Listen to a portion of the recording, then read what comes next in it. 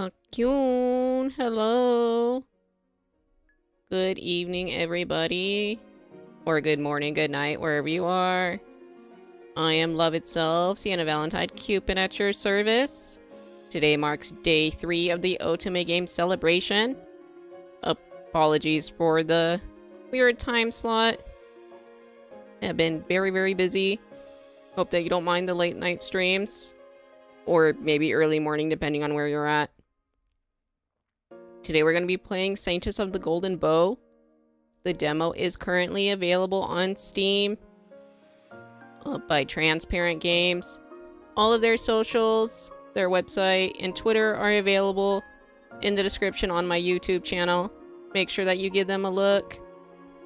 This game is not yet complete, but we are going to be playing the demo today and testing the waters. It's an isekai Otome game, so that's going to be a lot of fun.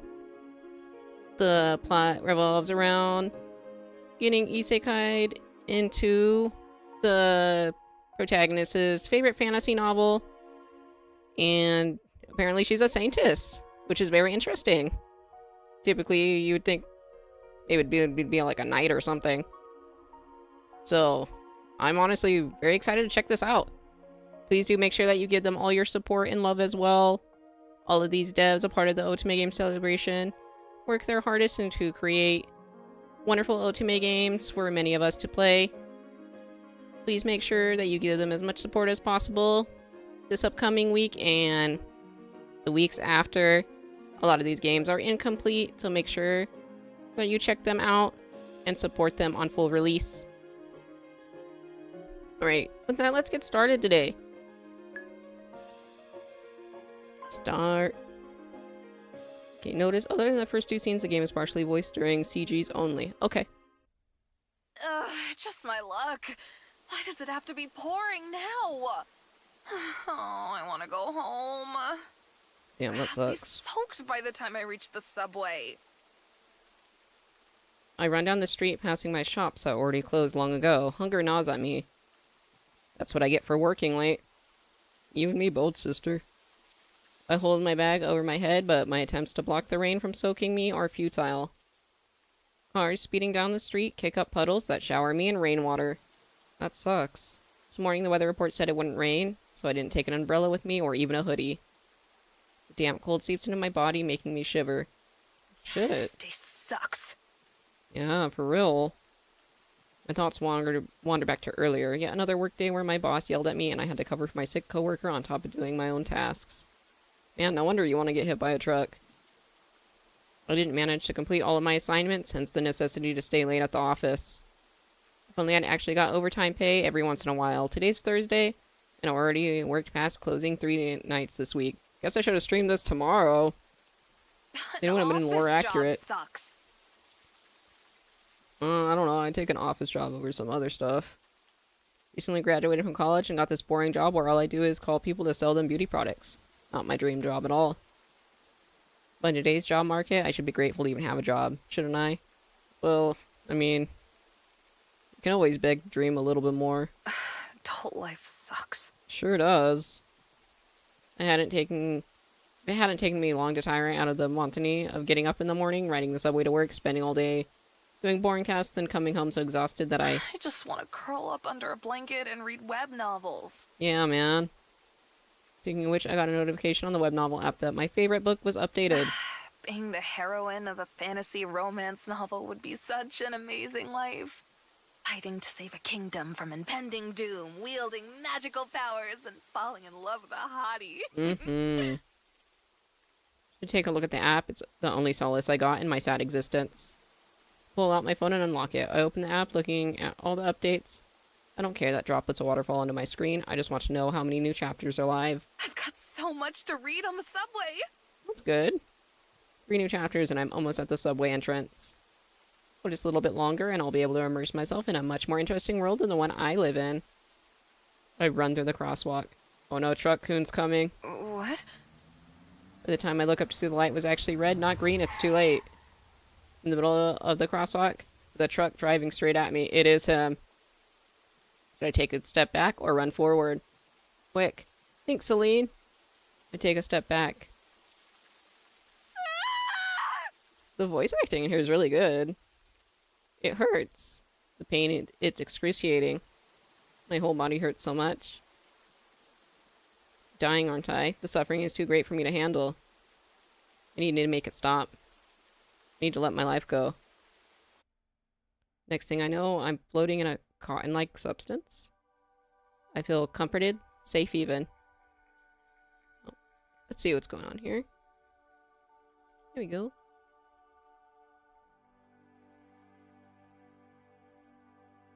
Oh, okay. Sorry, I just needed to fix something with my OBS. It's alright now. I feel comforted, safe even. Have I really died? Am I in heaven now? Oh, but I wanted to read the last chapter of my favorite author's new web novel. I'll never find out what happens to the heroine in the end. A chuckle escapes me, a loud sound in this quiet place. I'm pathetic, aren't I? I died and now I'm just thinking of my hobbies, not my parents or my friends. What is that sound? In the emptiness, I can hear someone singing, an angelic voice. It's calling to me. You must fight on. I'll try my best, bud. I must, but I'm dead. I don't have to do anything. Suddenly, I feel a pull. My soul gets grabbed and yanked towards a golden whirlpool. I scream, but no sound comes out of my mouth. I close my eyes, the shifting reality around me making me feel dizzy. When my senses return to me, the first thing I notice is the fresh scent of a forest. I open my eyes and look around. Lush canopies of trees above me sway gently in a light breeze. Oh my god. I know I already seen her, but I love this character design so much. It's so cute. There's something heavy in my hand, and when I look down... Hi! Welcome in! Hope you enjoyed the stream. I'm Siena Valentine.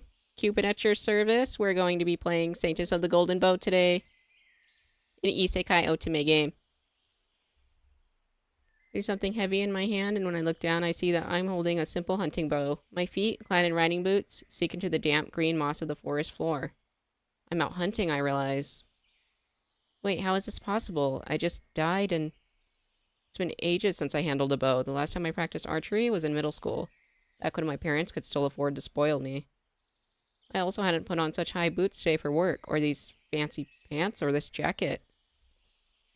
This outfit looks almost like it belongs in a Korean webcomic. Where am I? What is this place? Spin on my heel a few times, taking a better look at my surroundings. Woods, as far as my eyes can see. A peaceful forest. I take another glance, look at my outfit, and run my hands through my long violet hair. Who am I? Celeste? Where are you, Celeste? Looks like you're Celeste. I realize I'm supposed to be hiding. Hiding from what or whom, I don't understand. I only know I must seek cover. The urge to disappear from sight is so strong that I don't even question it. I find a thicket of bushes and dive into them. From my hiding spot, I observe the situation, holding my breath. A handsome man with red hair tied back into a ponytail runs towards me. He's wearing some sort of fantasy armor, and he has two thin swords on his hip. I recognize this person. This man is my knight, Levi Parent. Parent?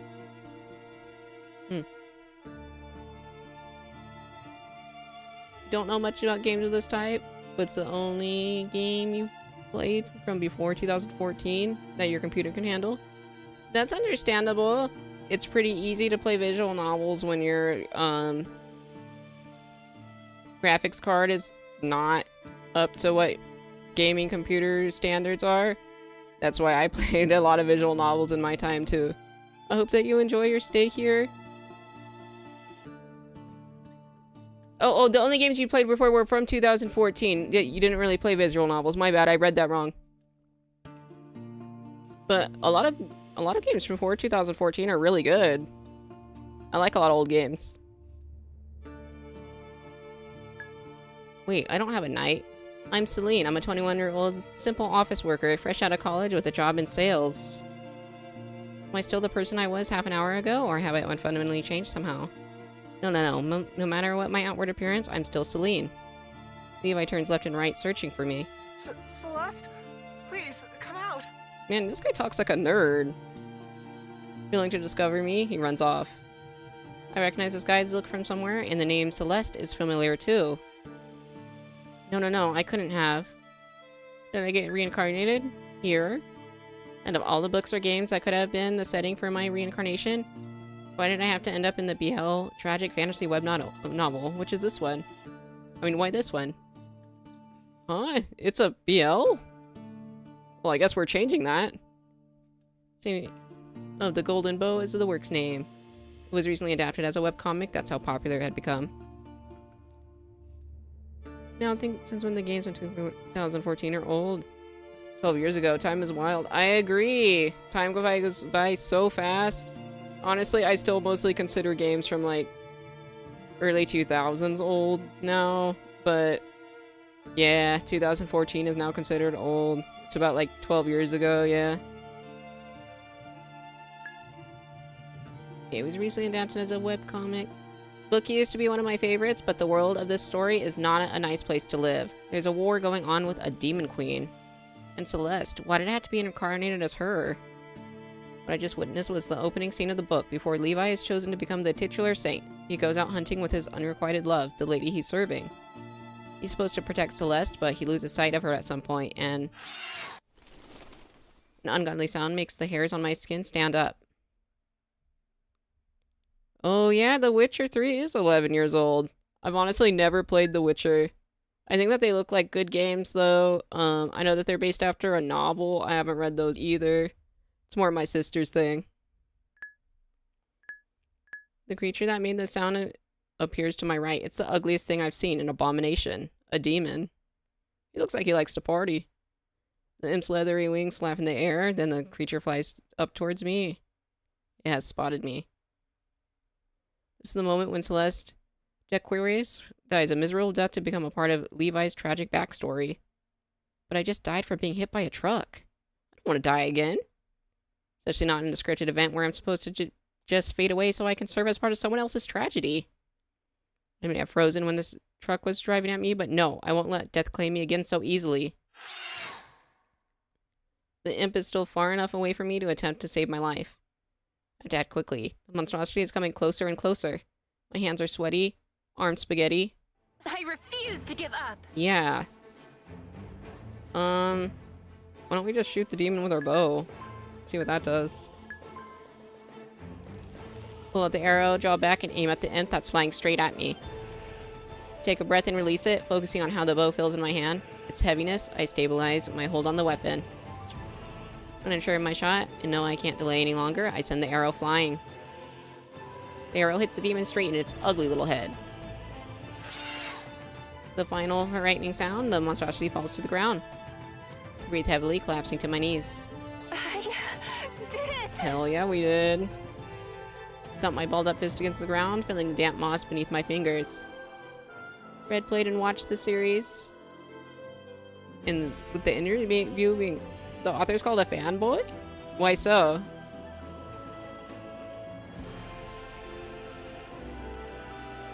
Oh, you mean yourself being a fanboy? I mean, you definitely enjoy the series. I think it's great to be a fan of something. Nothing wrong with that.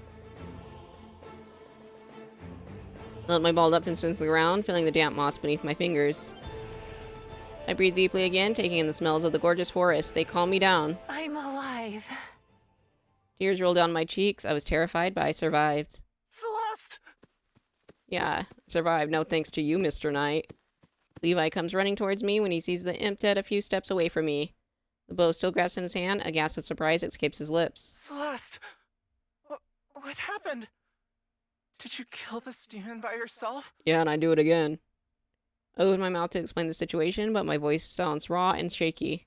I killed the demon. Levi kneels down before me. My lady, can you walk? Yep. I don't think so. I guess not. I'll carry you. Better. No, there's no need for... Levi takes me in his arms, bridal style. The bow slips from between my fingers. Not my bow. My bow. Don't worry about the weapon. I will return for your bow later. Right now, it's of utmost importance that I carry you back to the safety of the mansion. I think I'm fine. But it's... No buts. Let me do my job, for once. Yeah, for real. Levi walks toward where we left our horses, or so my memory as Celeste recalls. Am I really Celeste now? I'm part of the world of the Saint of the Golden Bow. You know, I'm supposed to die. So what will my survival mean for the story now? Oh, washed up, my lady. Oh my god, she's so cute. What an adorable little maid. You played the game in Polish? Ah. That's understandable. Yeah, in English, we are famous for our cursing. Honestly, like, one of the key to learning English is being able to curse. Like, every fucking sentence. Just like I did.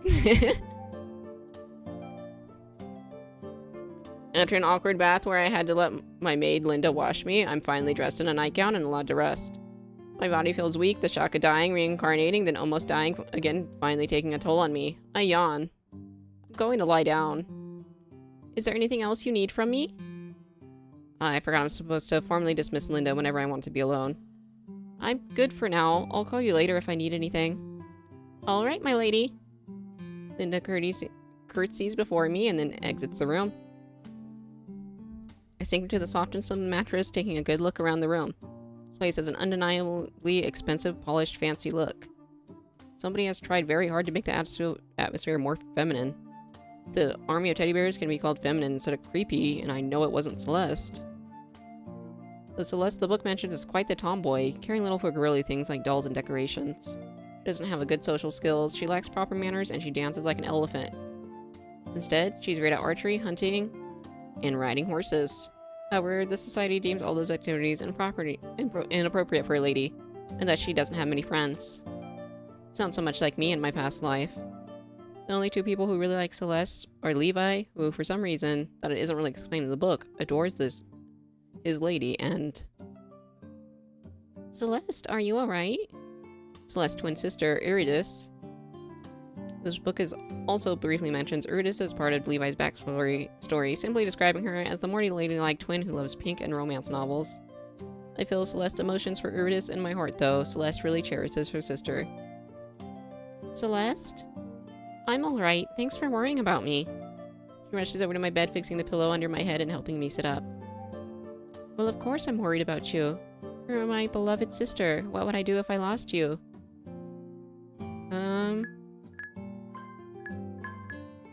Let's see. I'm fine. I've been through worse. I have more curses than 5. I'm not so sure. I'm sure we have more than 5.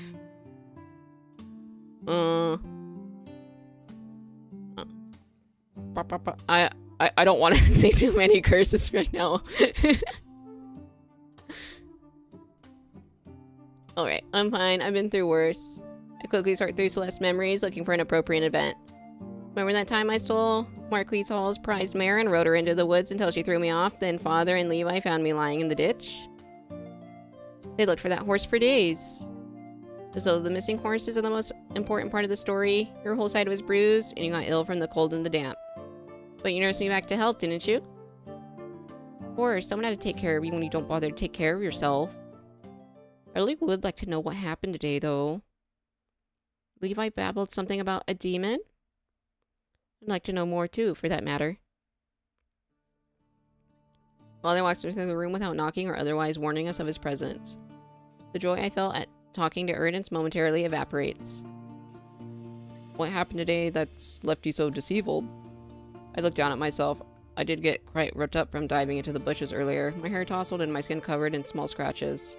Linda fixed me up, though. Now I'm clean and neat and wearing a fresh nightgown. There's nothing deceitful about me. As you can see, I'm fine. Thank you for asking. Father huffs. You and your sister's 18th birthday is in 3 days. We're leaving for the capital the day after tomorrow. You're not healed up and in top form by then. I'll be up and running tomorrow. My body feels heavy and tired, but it's nothing a bit sleep can't fix. See Eurydice scoot slightly to the left, as if taking a step away from Father's negative energy. You'd better be. I don't want you to ruin the golden bow ceremony for your sister. You're forbidden to leave the mansion for the next 3 days.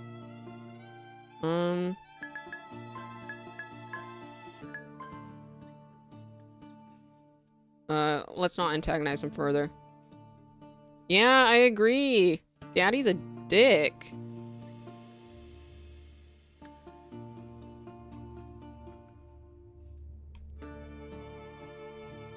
As for curse words, fuck and fuck you are a bit different because most of the time you say, like, you'll say fuck in English when, like, you hit into something on accident and you hurt yourself. It's mostly an explanation of, like, surprise or pain. It can be used as a describing word, but fuck you is telling somebody off in particular. For instance, like, this father is being an asshole to his daughter. Fuck him. It's like that. Open my mouth to tell him off, but my eyes land on Eurydice. She shakes her head slightly. To honor her wishes, I decide not to agitate father any further. Alright. I nod, and I don't feel like going hunting or horseback riding anyway. Someone would quickly notice that I'm not as good at those activities as Celeste should be. Still not sure how much of her skills I can access for myself. Yes and no for two separate curses.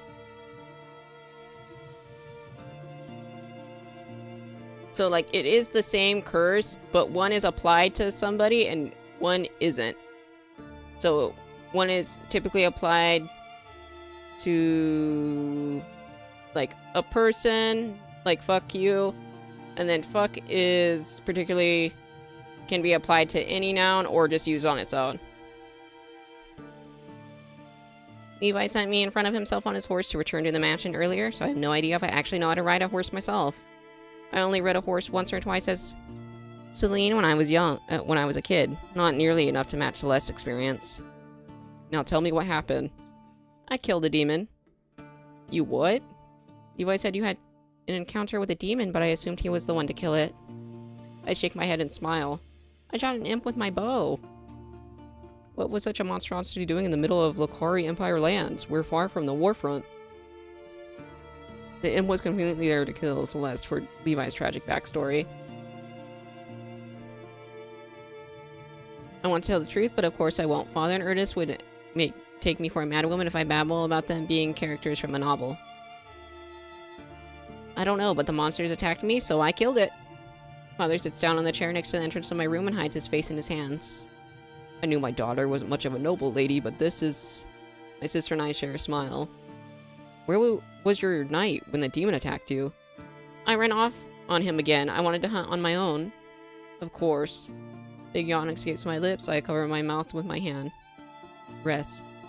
Father gets up and gestures for Eurydice to leave. Dad used to get mad if he said fuck you, but was fine with me using fucking as an adjective. I guess that makes sense. Because maybe he didn't want you to be negative towards other people. But, like, fucking as an adjective word is, like, fine. Father gets up and gestures for Eurydice to leave. Eurydice nods and walks behind him out of the room. She turns back to me when she's in the doorway and gives me a warm smile. Get some rest. I'll be back later.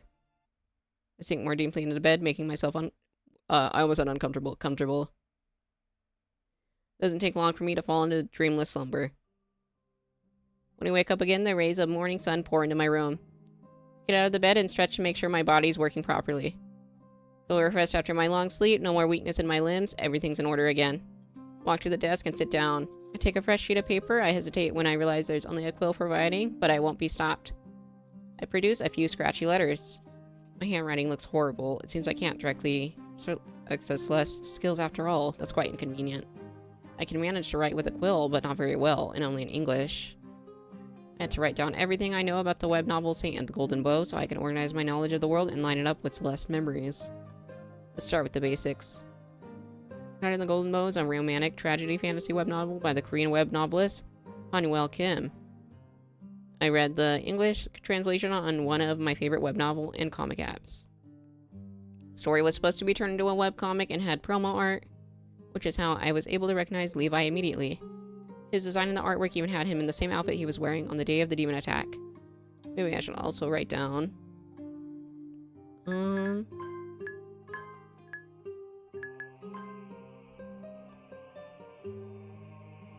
what a web novel is.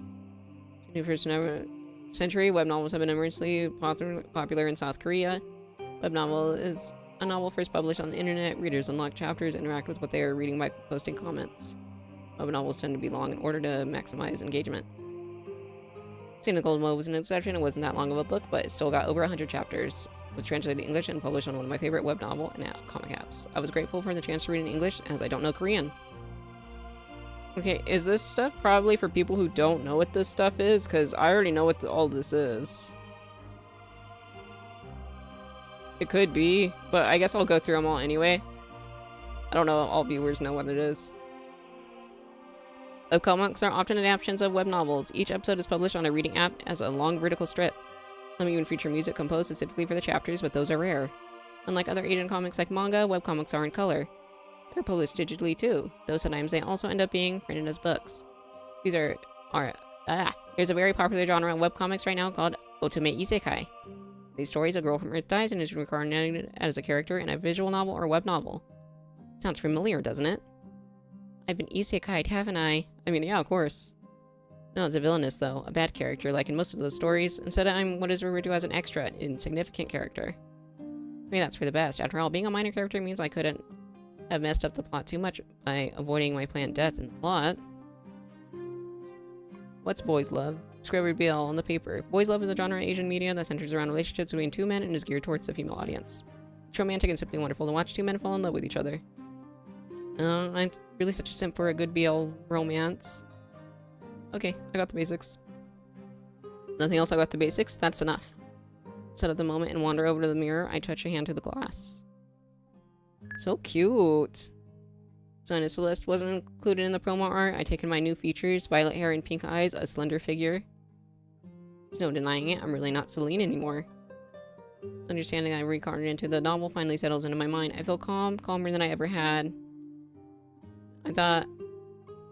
Calmer than I ever thought I would be. Something out of a novel suddenly changed the course of my life. As strange as the situation is, I'm Celeste and I have her memories, but somehow I'm Celine as well, equipped with the knowledge of this world that Celeste never had. I walk back to the desk and sit back down. Book Saint of the Golden Bow starts with Celeste's death event. Levi was in love with this lady for years, but the actual love interest of the story is Prince Noah. Celeste has to die at the beginning of the book to make Levi feel at his lowest when the Golden Bow chooses him as the saint. So we're just going to be stealing men from other men. We're going to be cucking BL people. I think that's kind of really fucking funny. Why didn't Celeste save herself if she said to be so great at archery? I mean, it's just for plot purposes, and that's kind of it. If it was possible for me to use my mediocre skills to defeat the demon, must be book logic. She had to die for the story in the Saint of the Golden Bow to proceed the way it did. Soon after Celeste's death, Levi's quest to save the Lokari Empire and the Demon Queen begins. He doesn't go alone. Noah, as well as High Priest Elijah, the second love interest, both accompany him on the journey. Noah and Levi fall in love. Elijah falls in love with Levi too, but Levi chooses Noah.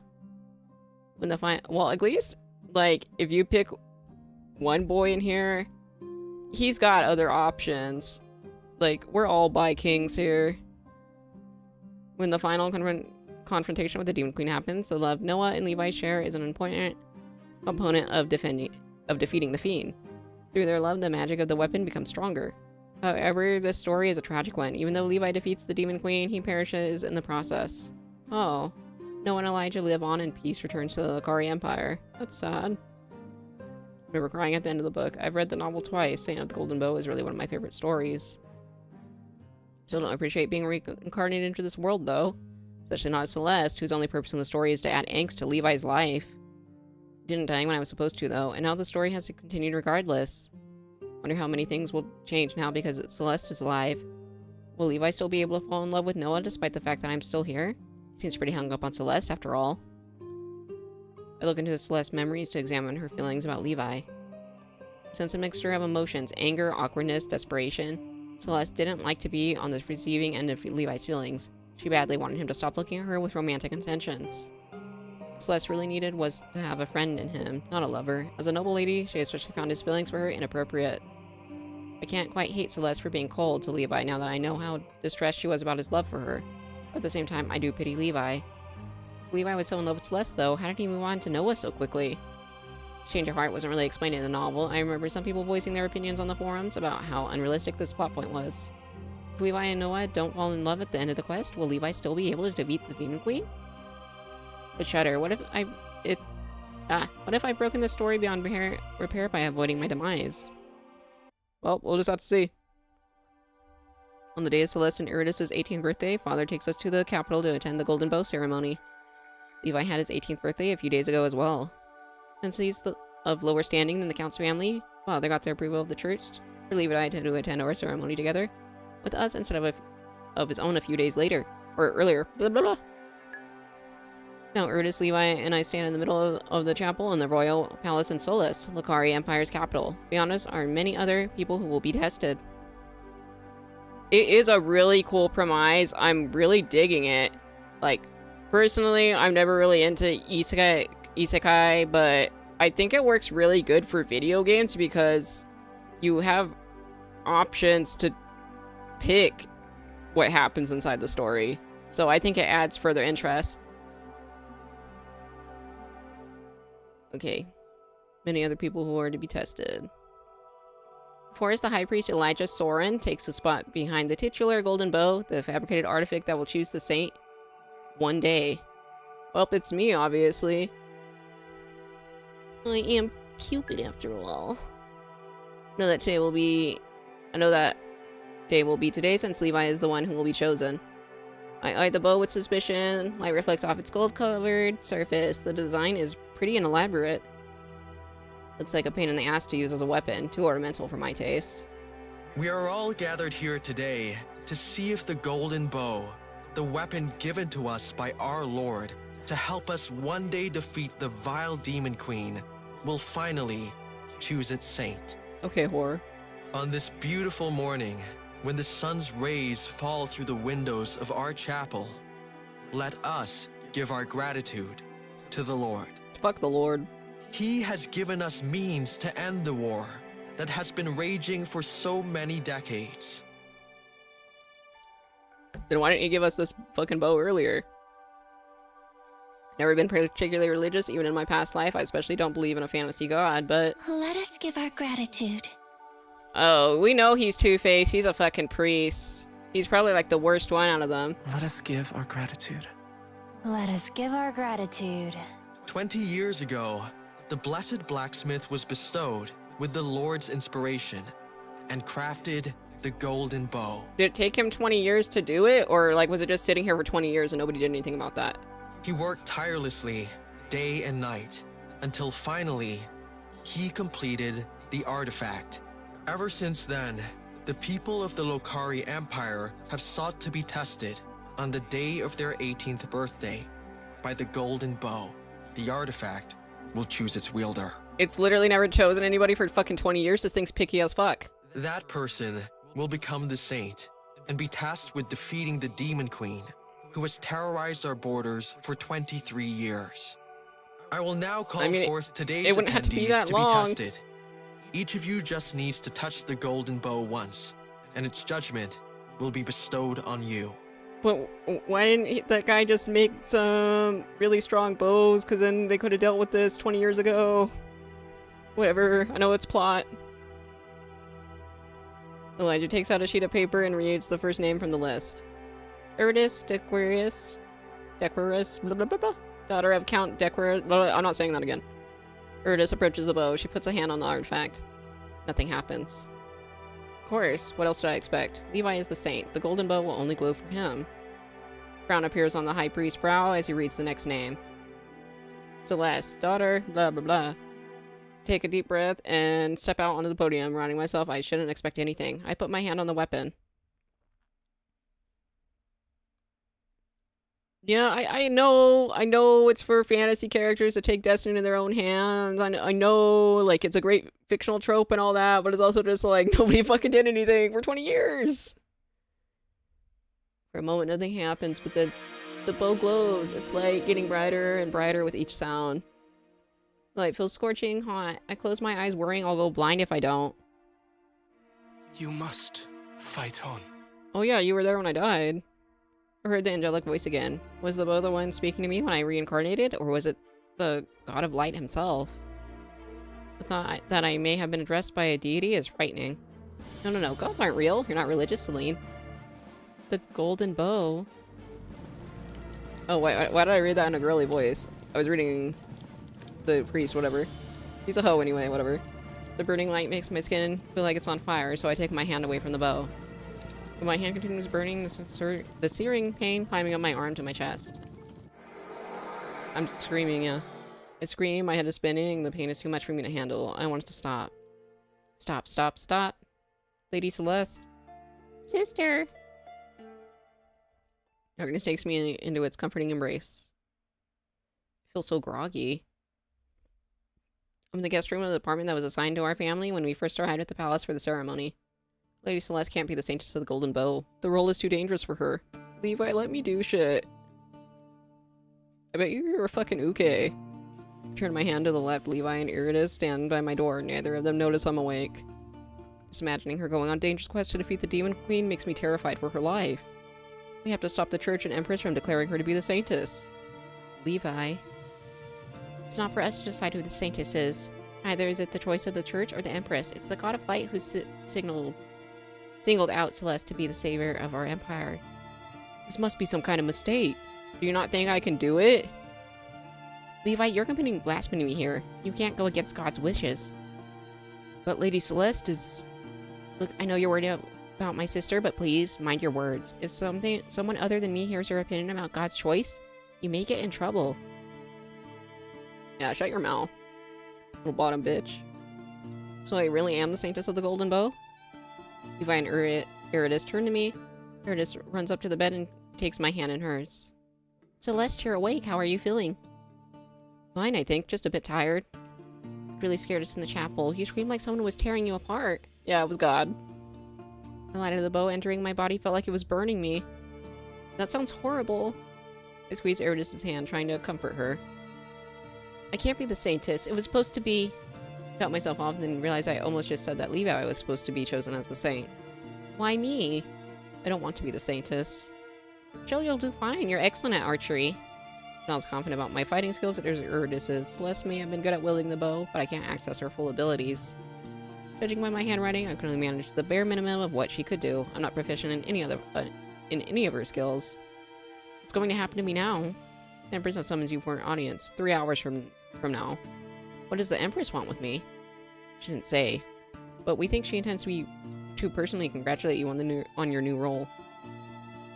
All right, I suppose I should start getting ready then. First, High Priest Elijah requested to check on you as soon as you woke up. Check on me? With his light magic, he wants to see if your body and mind are alright after being touched by God's grace. What a pervert. I would really prefer to be alone now, but there's no time for me to mull over what happened. Okay, you can tell the High Priest I will see him then. I'll bring him here. Levi turns around and walks out the room in long strides. Iridis gives me a comforting smile.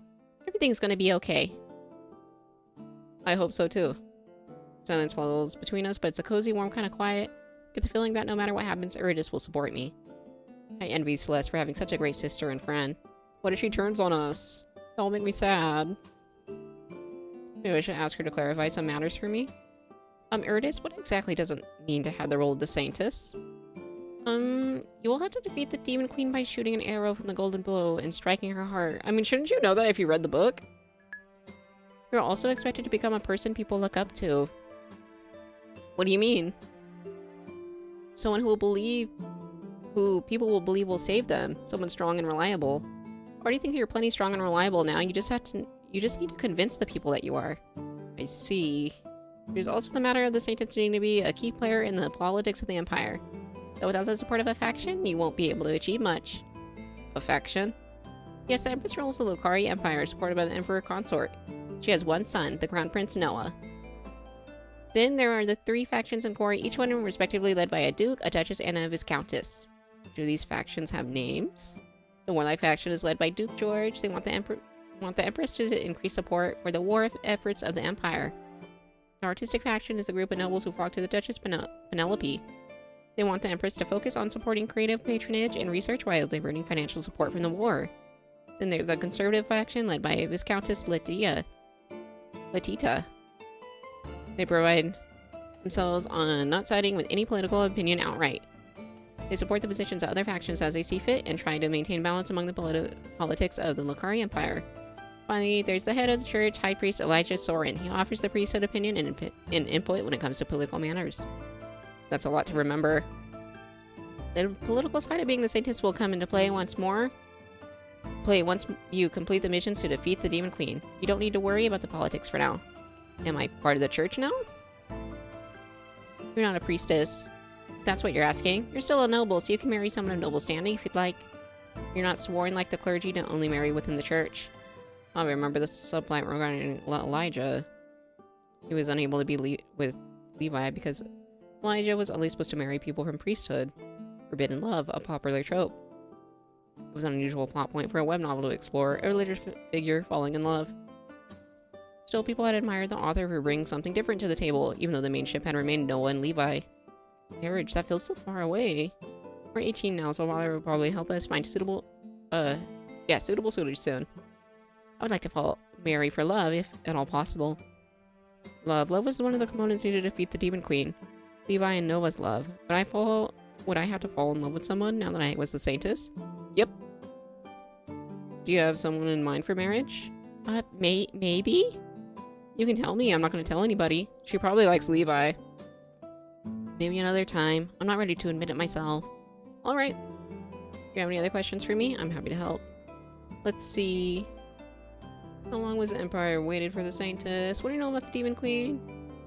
We'll probably just have to ask him in order like the other questions previously. Take a drink. Not of water.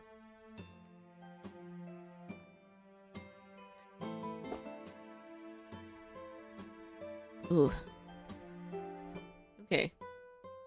How long was the Empire waited for the Saintess?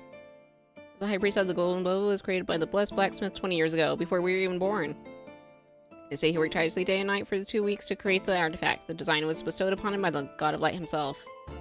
The Blessed Blacksmith said God told him in a dream that the Golden Bow will choose its saint when the time is right. Only the saint can wield the weapon and harness its power. What kind of power does the Golden Bow have? Light line magic, the kind that the priest willed. It is said that only an arrow shot from the artifact will be able to kill the Demon Queen. The usual fantasy world MacGuffin then. For plot reasons, other weapons can't harm the ultimate boss. Right, makes sense? It doesn't, but Erdis doesn't seem to be aware of how ridiculous it is that only one weapon wielded by one special person can kill the enemy that the Empire has been fighting against for decades.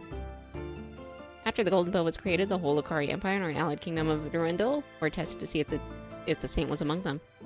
But the savior wasn't found. Later, it was decided that every person would get tested on their 18th birthday, as suggested by the Blessed Blacksmith. 20 years passed, but the saint still wasn't found, until now. What do we know about the Demon Queen? The person who has seen her says she looks like a beautiful woman, except she has horns, a tail, and a third eye on her forehead. She probably has, like, white hair. But she's far from human. She's cruel and dangerous. She kills humans without mercy. She commands an army of demons, vile monstrosities. Isuzawa one. Was it as ugly as they say? That imp wasn't pretty, that's for sure. This war has been going on for 3 years now. Over that time, 1/3 of the Lokari Empire's lands to the east have been ravaged by war and infiltrated by demons. They leave only ruins behind when they take over a town. Their fire is said to be ever burning. We'll have to travel east to defeat the Demon Queen. She's taken up residence in the Plowman Castle. It used to be the seat of the Duke Plowman and his family, but they had to abandon their homeland to the demons 10 years ago. The news doesn't make me want to go to the border at all. It'll be walking straight into the maws of the enemy. Fear you won't have a choice in the matter. The Empress decreed long ago that once the saint or saintess was found, they would immediately embark on the quest to defeat the Demon Queen with a party of the most capable fighters. I just hope you won't have to leave too soon. I mean, we gotta head out. This shit's dire. I think I'll need some time to learn to wield the Golden Bow and to accept the whole situation. I'm sure the Empress will understand.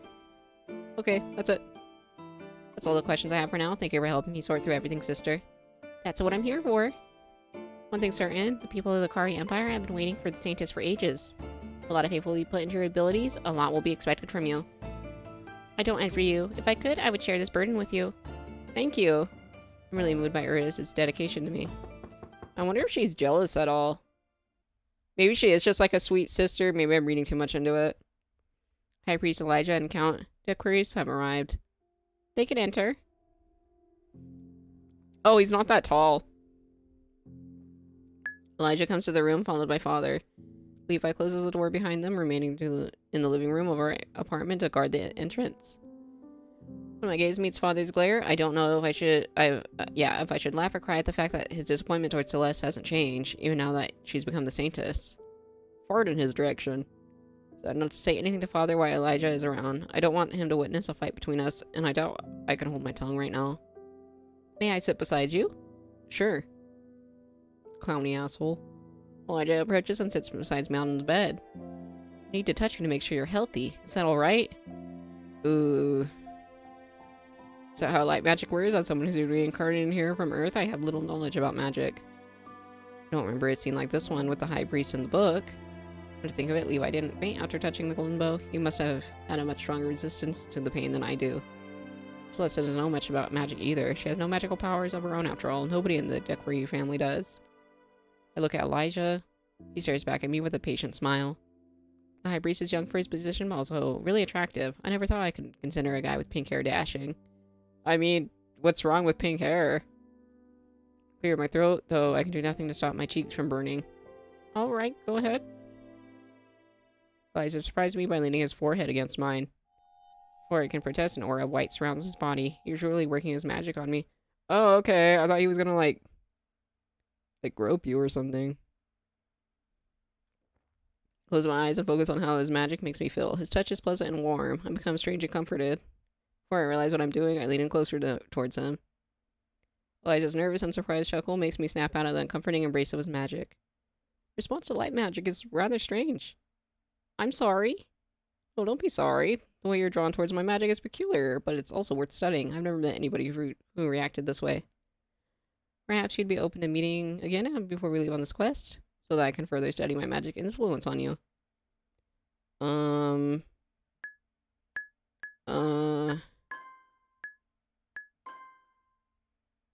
Well, I mean, this seems kind of rude because he's not really being mean, but also just like, I don't really want to know you that well either. Sorry, bro.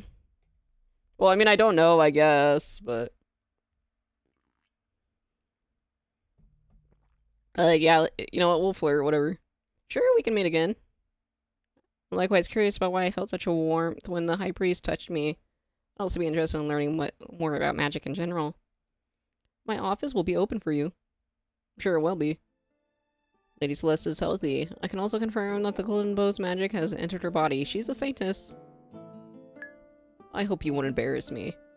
You're embarrassing me right now, bitch, right in front of the fucking High Priest, you dickhead. Thank you for the checkup. You're welcome. Go now, let the Saintess prepare for the audience with the Empress. I'll be present there as well. Thank you for your time, High Priest. Till we meet again. When Elijah leaves, Father turns to Eurydice and Levi. I would like to speak to Celeste alone. I don't want to speak to your ass. I'm the High Saintess. Or just the Saintess, whatever. Eurydice and Levi give me worried looks, but can do nothing else but leave me alone with Father. So you've gone and done it. I can't help who the fucking bow fucking chooses, Daddy. Done what? Made yourself the center of attention again. First you fight with bears and wolves and the demon, and now you scream like a mad woman in the middle of the Grand Chapel. Eat my ass. When you wake up, the High Priest confirms you're the Saintess? How is that my problem? How could you possibly carry such an important role? An immature person like you can never become the savior of humanity. Go fuck yourself. I didn't want to become the Saintess. Now you're actively admitting that you didn't want to be chosen by God, so you're a Saintess who rejects being a Saintess. Where's your faith gone? What do you want from me? As much as you're a bad fit for the role, you should still carry it with dignity. Not sure what Father wants from me other than another opportunity to belittle me. I have to wonder why he hates Celeste so much. Celeste's feelings don't supply me with a direct answer, but as I continue to tap into them, a wave of resentment towards Father suddenly washes over me. And now you're mute? Huh. I'm gonna give you a piece of my mind, old man. No, I can't let him belittle me. Baby Celeste gave up long ago on interacting with Father, but I can't let him assume he has the right to abuse me. I may not be the best choice for the Saintess, but I'm going to do my best at fulfilling the role. Just watch me. Father laughs at me, an unamused sound that chills my bones. going to further embarrass his family as you struggle with being a key player to the Lokari Empire politics. You think being the Saintess involves only shooting the bow? What about bringing hope to all humanity? What about displaying excellent propriety? Whatever. During the flavor of the politic factions of the Lokari Empire, the role of the Saintess is wasted on someone as useless as you. Dude, you're useless as fuck. You can't do anything. Like, Mama should have sucked, man. I don't want to fucking deal with your ass. His words corresponded to the fears that have already bloomed in my soul. What if I really can't reveal the role of the Saintess properly? We're gonna do great. What if Father is right? Father ain't right about anything. He can't do anything. Get ready for the audience with the Empress. And when we're in the throne room, do your best not to demean the deck for your name. All I can do is nod and watch him leave the room. Oh, Linda, thank you. Moment later, Linda appears in the doorway, ready to prepare me for the audience. So cute. I love Linda. 2 hours later, I follow a step behind Father. We walk through the corridors of the palace to the throne room where the Empress and the Emperor consort are waiting for us. We walk into the silence. The mood sours thanks to my earlier conversation with Father. I should use this opportunity to ask Levi, or putting my pride aside. Father, more about the Empress? I don't remember her very well from the novel. I know she's the mother of Noah, the main love interest, and that they have a strained relationship, but no matter how hard I try, I can't remember why. I'm not asking Father. I will, however, ask my little simp. I gesture to Levi to even his pace with mine. When he does, I speak in a hushed tone. I don't want Father to notice us and join the conversation. What kind of monarch is Empress Mirelli? Miral? Really? Whatever. Levi looks at me endearingly for a moment, letting out a small sigh. My heart skips a beat. Have I said something wrong? Her Majesty is called the Radiant Lady because she loves to adorn herself in gold. Her other name is the Son of the Empire. Her husband, the Emperor Consort from Durandal, our allied country in the south, is the Moon. However, the consort doesn't have much political power. What is your personal opinion on the Empress? Am I really allowed to talk about the Empress so freely? Please do. It'd be a great help to me to know your thoughts. Well, I fear the Empress, even though others look up to her as a great ruler. You fear her? Yes, she's the ruler of our country, and she can be quite strict with her judgment. She upholds the law, after all. Oh, I see. We may also end up seeing the Crown Prince Noah today. He's called the Mad Prince because he's often publicly disagrees with the Empress and the Emperor Consort. I've heard he's quite unruly and opinionated.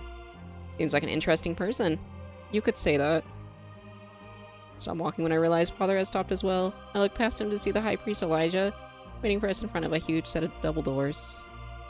High Priest Elijah. Hello again, Saintess. Count Dequery. Are you ready to enter?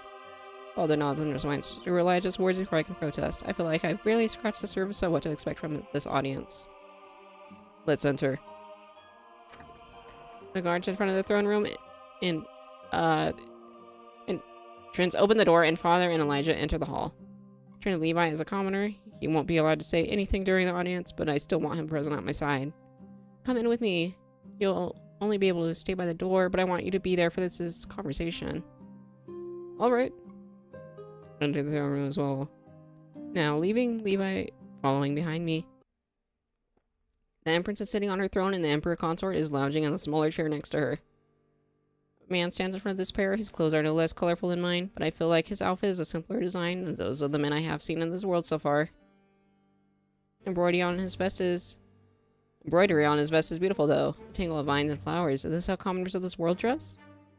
When our group moves in closer, I notice tremors have overtaken his body. He clenches his hands at his sides. Your Majesty, I beg of you, please help me. The Empress' smile freezes the blood in my veins. She stares at the man with such contempt, and I quickly realize what kind of ruler I'm really up against. What is this fucking beggar doing here? This is my meeting right now? Hello? Like, we're going through the fucking Emperor's New Groove scene with fucking Yzma. Like, this is my coronation speech. What are you doing?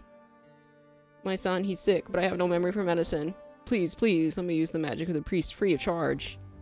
Elijah's mouth folds open as he takes a step towards the man, but Father grips his shoulder. He shakes his head and says in a low voice, "You don't want to antagonize the Empress. Wouldn't the priest know more than you?" Elijah nods and mouths back. I will seek out the man later. Why would I grant you preferential treatment. Be gone. I have more important matters to address. The Empress gaze lands on us, and she beckons with her finger for us to approach. Ignoring the man's protest, 2 guards drag him out of the throne room. Well, I hope he gets help. I hope Elijah will, help him afterwards. I trust that he will, but yeah. When we come closer to the monarch, I can clearly see where the Empress would be called the Son of the Empire. Her golden dress and crown glitters in the sunlight, falling through the floor to the ceiling windows of the throne room. She really is a fucking Yzma looking ass. Look at, she's got the fucking, like, serpent collar. No matter how beautifully dressed the Empress is, her smile makes me think I'm a mouse in front of a lion. At last, the prophesied Saintess stands before me in the flesh. I smile and make my best attempt at a curtsy, following Celeste's memory. The wince on Father's face tells me I failed to move properly. Elijah and Father make smooth bows. Thank you for the chance to have an audience with you, Your Majesty. Grace to be in your presence again, O radiant lady. Of course, how could I not gaze upon the chosen heroine with my own eyes? The Empire has been waiting for her for over 20 years. Though I'm surprised your daughter is the one who turned out to be the Saintess, Count Alaric. A nervous chuckle escapes Father's lips. She indeed possesses an affinity for archery, Your Majesty. That's why I've heard. Your daughter doesn't act much like a noble lady, does she? She does have a reputation for enjoying quite boyish activities. Father's face turns beet red. He's embarrassed because of me. Okay. I mean, like, a lot of the ladies inside this world seem to have a lot of power anyway, though, so that's kind of whack. Like, it's a demon queen this time and not a demon king, so that's kind of bullshit. Seems the Empress finds me lacking as well, and having her out of all people displeased with me is not good. Oh, the Count Dequery has 2 daughters. The one who's a perfect image of a noble lady and the one who's a tomboy. Suppose the girl that stands before us, although dressed in finery, is not much of a proper noble? Silence falls in the room. Everyone looks at me expecting me to answer, and under the sudden attention, my mouth goes dry and I can't find my words. Why did I think I would suddenly gain respect by becoming the Saintess when Celeste's questionable reputation has been spreading for years? Father already told me I was lacking. In a sense, it's good that everyone expects Celeste to be quite lousy at etiquette. After all, I have no idea how to curtsy or properly use fancy utensils or dance like a graceful noble lady. I'll do my best to be a proper Saintess. I don't want to fail the Empire, be it at archery or proper behavior. So you want us to believe you're suddenly going to improve your etiquette skills and your knowledge of politics? That's what's expected of me now, isn't it? So I'll be focused on honing my skills with the golden bow, but I'll also work hard to fulfill the political side of being the Saintess. The conversation was interrupted when the door to the throne room burst open.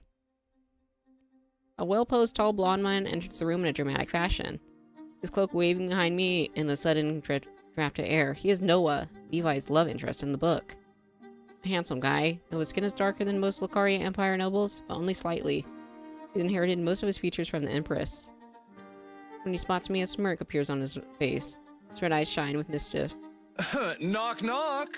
Did I miss anything?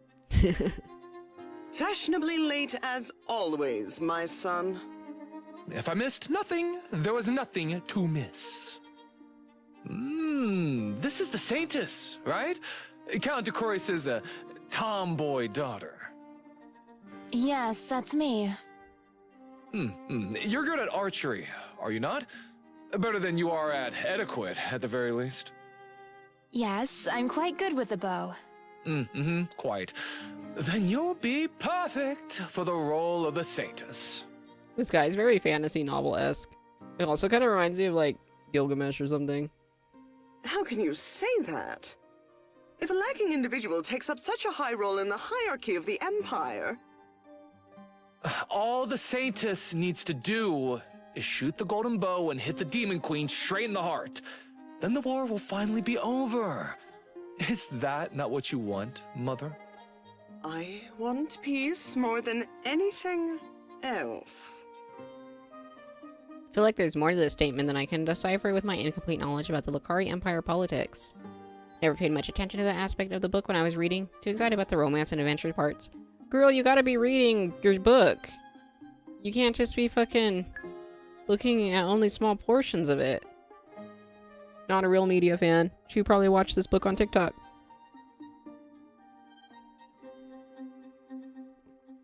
Alright. Celeste didn't really want to pay attention during her lessons either. Together, we know next to nothing about the Lokari Empire's political situation. Please don't worry about anything, Your Grace. I'll defeat the Demon Queen and bring peace to the Empire. Empress Muriel gives me a long look. After a moment, the confident smirk that Noah inherited from her is back on her face. Excellent, then there's nothing stopping us from proceeding with the mission to defeat the Demon Queen, is there? Noah, you'll be the one leading the Saintess quest. Noah's eyes widen. He opens his mouth and closes it. Would I? You'll lead the Saintess quest, and you will take the 20 best men from the Palace Guard, the Mage's Tower, and the church to accompany you. Damn, he's gonna be fucking taking 20 guys. In a fight, of course. Oh, and you will leave in a month. A month? So soon? Knock makes my heart beat erratic. With my current archery skills, I'm nowhere near ready to defeat a powerful enemy so soon. Is there a problem? You said you'd be great at using the bow, and that's all you need to be a successful Saintess, right? I can't deny her words, and neither can Noah. After all, we're the ones who just made those claims to her. I simply thought we'd have more time to prepare her. There is no more time, not with the Demon Queen's army closing in more and more on the capital in recent years. I think you and the Saintess are ready enough. But do you question the Emperor's judgment? The Emperor and Noah glare at each other. Noah doesn't respond. He just turns around and walks towards the door. Noah, you will prepare for the quest and depart in a month. As you wish, Your Majesty. We'll accompany the Saintess and my son on their quest as well, High Priestess Elijah. The Saintess quest will be an important moment in the history of the Lokari Empire. I wouldn't want to miss witnessing the Saintess defeat the Demon Queen. I will organize a ball to celebrate the finding of the Saintess tomorrow evening. Be sure to attend, all of you. We all reply we'll be there, and after some final departing words, we're dismissed. After the audience, I ask everyone to give me some time alone. Too overwhelmed by the recent events, I need some time to think. Take a sheet of paper and a quill, and I'm going to scribble down my thoughts. I survived my death event, the demon attack in the woods near the Decorated Mansion. That's why Levi is likely to continue to love Celeste and not become interested in anybody else. Not really so Celeste Levi loves, though, and I have her memories and a portion of her skills, but I'm basically Celine in Celeste's body. Not just Celeste recollecting a past life, instead I, Celine, have taken over Celeste's body as a pivotal moment of her life. Does that mean Celeste is really dead? I don't sense her presence living in my body, which is a relief, truth be told, for being alone with my thoughts. Still, the idea of her passing is sad, even if I'm conflicted about her treatment of Levi. What were the two components needed to defeat the Demon Queen again? There's one is firing an arrow imbued with the golden bow's light magic at the Demon Queen's heart, and actually hitting the target, so I'll need to practice both archery and accessing the bow's magic. Suppose training with the bow will just take time, though I have little to spare. As for wielding its magic, there's something Elijah will know more about, given that he's a light magic user. Scribble down that I'll need to talk to Elijah about the golden bow and its magic. There's also a second component to defeating the Demon Queen, one that follows a story trope more than practical logic. Noah and Levi's love makes the magic of the bow stronger. I'm scared. Okay, but like, who was the semi-uke in this dynamic? Both of them or little bitches? So I'm really confused. This situation is just as a story in a book anymore. It's my reality. Levi, Elijah, Noah, Eurydice, Father, the Empress, they're all real people. They aren't acting according to the script either. The plot of the book has changed. It's a real world now with unpredictable consequences. And I'm at the center of this new story. Levi dies at the end of the book despite defeating the Demon Queen, despite Noah's love for him. Will I die again too? Do I have to fall in love with someone? Who should it be? Levi, who blindly adores his lady? Noah, who has been burdened with leading the mission to defeat the Demon Queen? Elijah, who is priest and can't marry someone unless they're part of the church? Or should I pick someone else entirely? The next evening, Linda gets me all dolled up for the grand ball the Empress is throwing in my name. What if we love Linda? Linda Reb? At the ball, I find myself sitting at the table, staring at silverware I have no idea how to properly use. Celeste's memories aren't helping me much. The servant puts a salad in front of me, and I pick up one of the forks. There's a defendant gas from my left. I look at the noble lady sitting next to me. She's almost purple in the face. Staring down at the fork I'm holding. She's so purple, her hair is purple. Wrong piece of cutlery, then. Put it down and take another in my hand. I steal a sideways glance at the noble lady. She doesn't seem to be offended anymore. This one must be the right fork, then. When everyone starts eating, I dig into the salad too, but it tastes like paper to me. Nervous, my hands are clammy. So you've become the Saintess, Lady d'Aquarius. Yeah? Oh, you don't look like a good person. Man next to my right, Duke George, if Celeste's memory serves me correctly, strikes up a conversation with me. It's a young Duke and a powerful player on the battlefield of the Lokari Empire's politics. I had to do my best not to say or do anything strange. Yes, despite my surprise, the Golden Bow has chosen me. Well, now that you carry such an important role, do you plan to improve your knowledge of etiquette? Oh, we got avocado in the salad, dog. Points at my salad. Oh, come on, what am I doing wrong this time? Duke smiles, but expression isn't unkind. You have no idea what you're doing wrong, do you? No, I don't, asshole.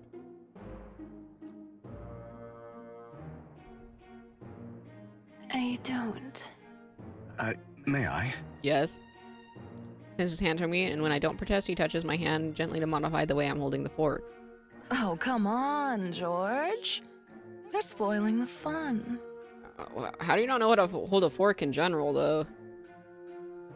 Because it basically stated she was from an English-speaking country. So she would know how to hold a fork at the very least. The lady to my left has a cruel smile on her face. Shoot, I really was eating the salad wrong after all. My cheeks heat up from embarrassment, and suddenly I find it hard to breathe. Now that I'm the Saintess, I still will be watched closely. The nobles are all going to be laughing for weeks about the way I ate the stupid salad. I just know it. Excuse me. There's a tightness in my chest which makes it hard for me to breathe. My heart is beating so quickly, I can't be here anymore. I have to get some fresh air. Are you okay? Duke George calls out to me, but I walk quickly to the terrace. I mean, once I'm away from the throne room, I run into the gardens. Why would you let anybody know it bothered you? Like, just keep eating your salad. Don't really give a fuck. Like, you gotta learn how to do this stuff. Stop only when I reach a small pond. Here I put my arms around my frame, trying to control my breathing. Breathe, Celine. In and out. In and out. Don't cry, you'll ruin the makeup Linda spent hours putting on you to make you look like a real noble lady. Didn't think I'd run into you here. I turn around when I hear that voice. It's Noah. He's drawn his sword, and his usual mocking demeanor is not present. He's completely serious when he suddenly puts his sword against my throat. My heart beats so loudly that it feels like it can jump out of my chest, this time from fear. Does Noah want to kill me? I wish I could just kill you and be done with it. Well, I guess that answers our question. He does, but why? Something I remember the scene. I fangirled over it when I was reading the novel. This is a scene where Noah puts his sword to Levi's throat. It's overly dramatic, and most of the readers of the novel interpret it as a romantic interaction. But now I think this setup is just ridiculous. I could take a step back at any time from the coldness of the steel, and my neck would be safe. Give Noah a long stare. He's looking at me seriously, as if he's really pondering if he should harm me. I don't believe he actually will. I will entertain his antics for a little while longer, to see what he has to say to me. I want to know how much this scene changes with me here instead of Levi. Why do you want me dead? Because you're the reason I have to go on the mission to kill the Demon Queen. And so soon. I mean, what did you want to do with the rest of your life? Be a little douchebag? Go to the Gucci store or something? Like, we were all going to die eventually if this didn't happen. If anybody less capable than you had been chosen as the Saintess, Mother wouldn't have told us to leave within a mere month. I mean, if the... Okay. Did you want somebody less? But, whatever. Why do you think so highly of my archery skills, especially considering how little the nobles think of my adequate skills? But he's wrong. I may not be as great at archery as you think. That fact would change nothing at this point. Mother is now convinced you can defeat the Fiend. This is a suicide mission. None of us will come back from the quest. Wow, you're a Debbie Downer. Even though I remember this line from the book, my eyes widen. How do you know we won't return? His words almost feel oddly like foreshadowing to what happens in the book. Noah seems to seriously believe what he's saying. 20 people going deep into demon-ravaged lands to enter the Demon Queen's castle and kill her. What could possibly go wrong? He's really convinced we're going to die on this quest. I can see the desperation in his eyes. Can't you convince your mother to postpone the day we leave, or to increase the amount of people we can bring with us? I've already tried. She doesn't want to listen. It's almost if she wants to set us up for failure. Like there's a lot about the relationship between the Empress and Noah that I don't understand. It's painful to watch him suffer under the heavy weight of so much doubt. Look, I'm afraid of the mission too. But I don't want to give up. I won't just roll over and die. I'll keep fighting until the very end. No matter how the mission ends, I want to be sure I've done everything I can to fulfill my role properly. You think you're giving your best is going to be enough to defeat the Demon Queen? Are you not afraid of death? I am very afraid, but what else am I supposed to do? What would people think if I had just hid in the countryside in my father's mansion? The citizens of the Lokari Empire have waited 2 decades for the Saintess. I may not fully believe in myself, but I can't simply give up. We have a month until we leave. I'll spend that time improving myself. You're the Crown Prince. You should lead by example as well. You're right. I can't just give up. Yeah, fucking loser. I must also see this mission through until the end. Are you feeling better now? Does that mean you're feeling better now? Are you not considering killing me anymore? You gave me quite the speech, and I wasn't really serious about killing you in the first place. Are you sure? Why did you have to be so dramatic about the situation? Dramatic is practically my middle name. They call me the Mad Prince, remember? To answer your question, I don't want you to die, and I myself want to live too. I'm glad. Don't die, Your Highness. Just Noah is fine. We're teammates now, I suppose. I like the sound of that. We'll continue trying to get Mother to delay the deadline for us to leave. I would appreciate more time to train. Right.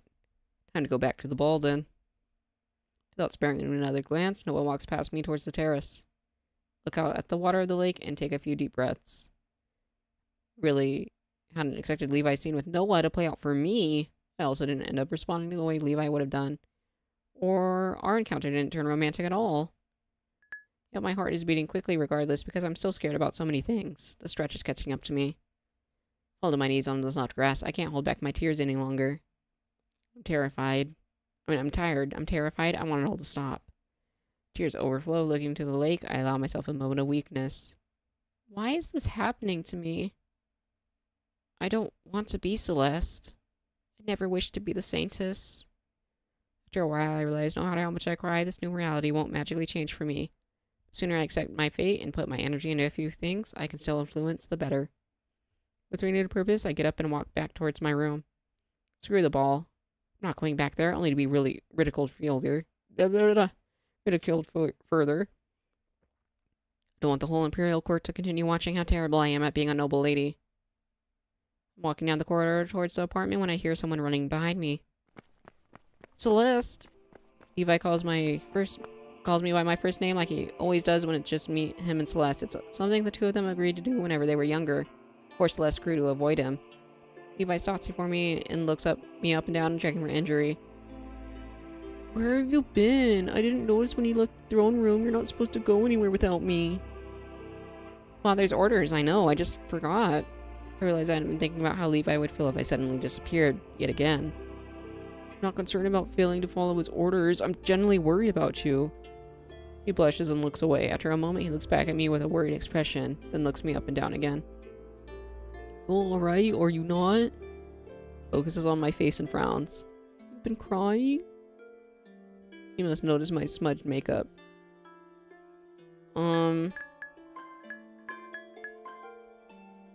Nope, I'm fine. I can see the smudges of makeup and the redness around your eyes. There's something burning you. You know you can tell me, right? Even though I'm the one who's become the Saintess, Levi's fate somehow hasn't changed much. Still being dragged on in the dangerous quest to defeat the Demon Queen. The end result's the same, and he might die in my defense. The lady he served kinda died in that demon attack a few days ago. I'm not the Celeste he swore to protect. I can't tell him the truth. I'm just overwhelmed by everything that's happening. It'll be fine if I have some time to process this turn of events. Alright, if you wish to speak with someone, I'll be happy to lend an ear. Thank you, Levi. I'm really grateful to have you at my side. No matter what, I'll always protect you, Celeste. I'm afraid of what might happen to him if he does. Turn around, walking towards my room. Let's go rest. We've got a long day ahead of us. Time to start training for the quest. The next day, I begin training with the golden bow on the palace training grounds. Much as I expected due to its elaborate design, the bow proves difficult to use. Sending arrows after arrows flying around at my targets, but I only hit it once out of every 10 times. Not only are my bow skills rusty, but the weapon isn't cooperating either. Finally, too frustrating to continue, I give up. I'll try again tomorrow.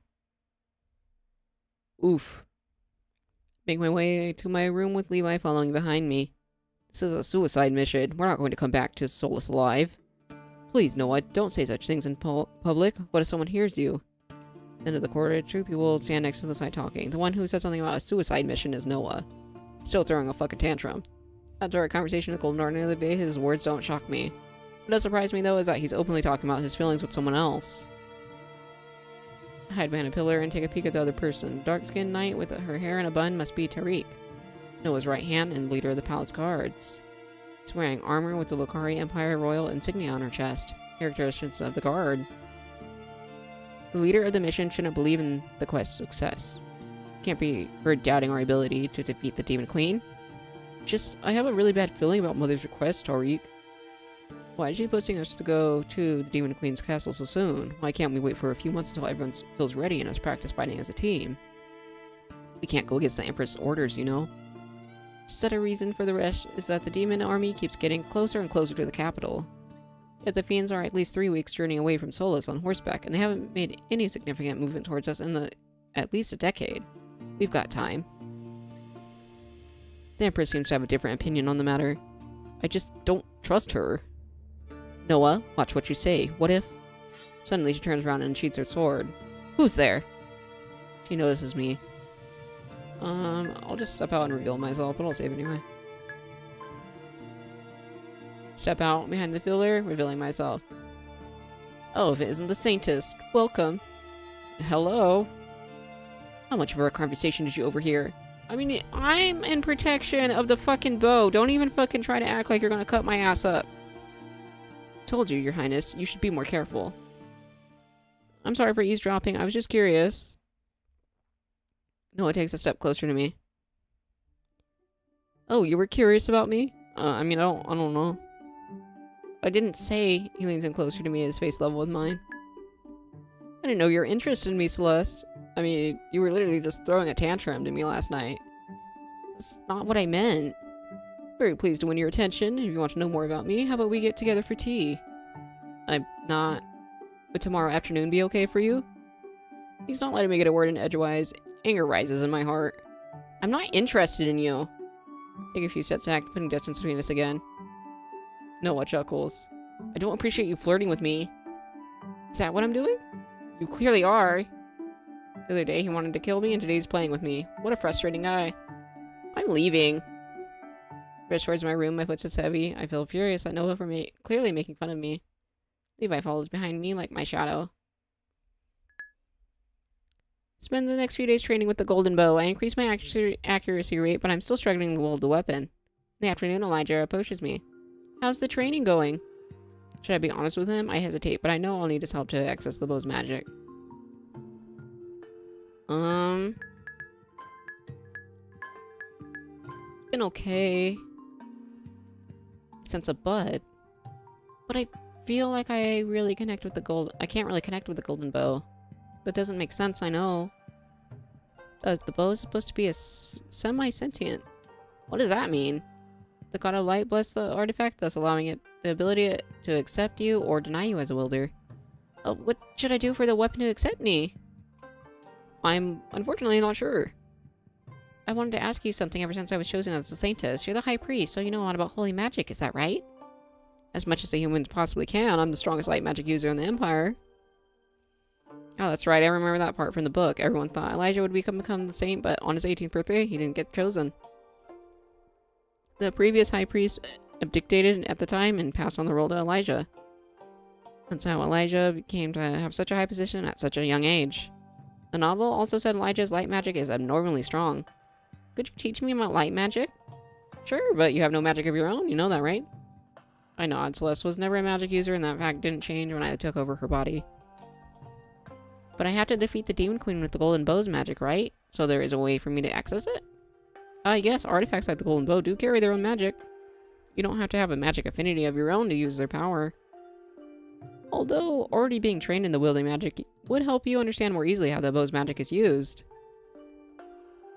I can at least explain the basics to you. But as practice, I'm sure you'll catch on. Please teach me what you know about using artifacts. Holy magic. Sure. Elijah moves behind me, touching the hand I'm using to aim the golden bow. Close your eyes. I will pour some of my light magic into you so that you can understand how magic flows through the human body. To access the golden bow's magic, you have to pull some of the magic towards you and let it enter your body. Be open to it, don't struggle against the power. I close my eyes like Elijah commands.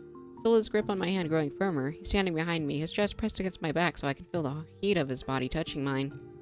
The contact is quite intimate and makes my cheeks flush with embarrassment. It probably smells. Then I feel Elijah's magic enter my body. It's a gentle stream, not as strong as when he examined me for injuries a few days ago. Still, I could feel the magic coursing through my veins. I'm gonna focus on the flow of the magic. Elijah told me to focus on the flow of magic, so I don't let myself succumb to the pleasant feelings of closeness. I focus on the power coursing through my veins instead. Do you feel how the magic is moving through you? I sure do. Elijah lets go of me and steps away, taking the comfort resonance of his magic with him. I'm almost sad and suddenly feeling as if I had lost something important. I shake off the strange emotion. You must convince the golden bow to let you access its magic, then pull the power towards yourself and let it flow through your body. Only by doing so will you be able to aim that magic with your arrow and strike the Demon Queen when the time comes. I use my staff as a way to store more magic. Even though I have my magic of my own within my body, I can only use more powerful spells when the staff's help. Just like what you must do with the bow. I draw the magic of my staff into my body so I can release the power as bolts of light. The human body is a conduit for an artifact's magic. I'll try it out. Great. Now regarding your pull towards my magic, Elijah takes my hand in his. For a moment, through our joined hands, I can feel the flow of his magic again. I lean it towards him. It's really peculiar how you're drawn towards my power. I've never seen such an affection for someone else's magic in anybody else. So this sort of thing doesn't happen often? Not at all. I'll ask some of the other priests about the matter. Maybe one of them will be able to shed light on this situation. In the meantime, there's something I'd like to ask you. Instead of training, could you come to the priest wing tomorrow? I'd like to explain to you more about your duties at the Saintess of the Golden Bow. My duties? Yes, did you think the only thing that Saintess had to do is defeat the Demon Queen? I understand that the Saintess, I'm supposed to be a key player in the Lokari Empire politics. With so very little time before leaving the quest, I don't want to start taking part in the politics of the country just yet. Voicing your opinion in the court is only part of what it means to be the Saintess.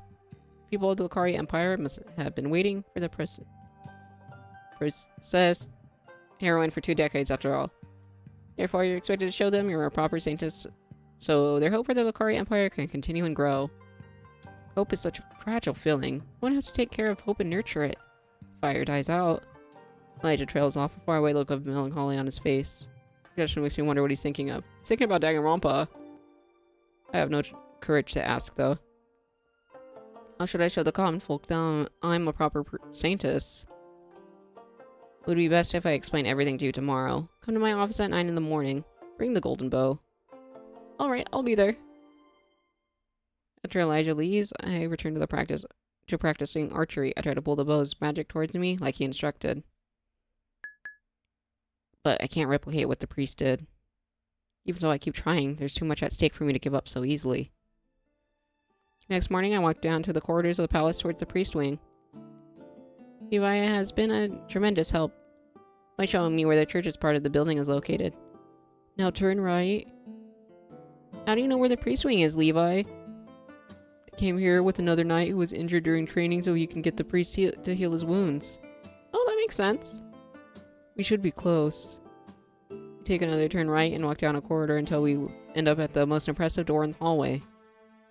This should be where High Priest Elijah works. I'll wait for you by the door. Alright. Open the door and hearing a faint come in from the other side, I enter the lavish decorated room. Take a drink of water real quick.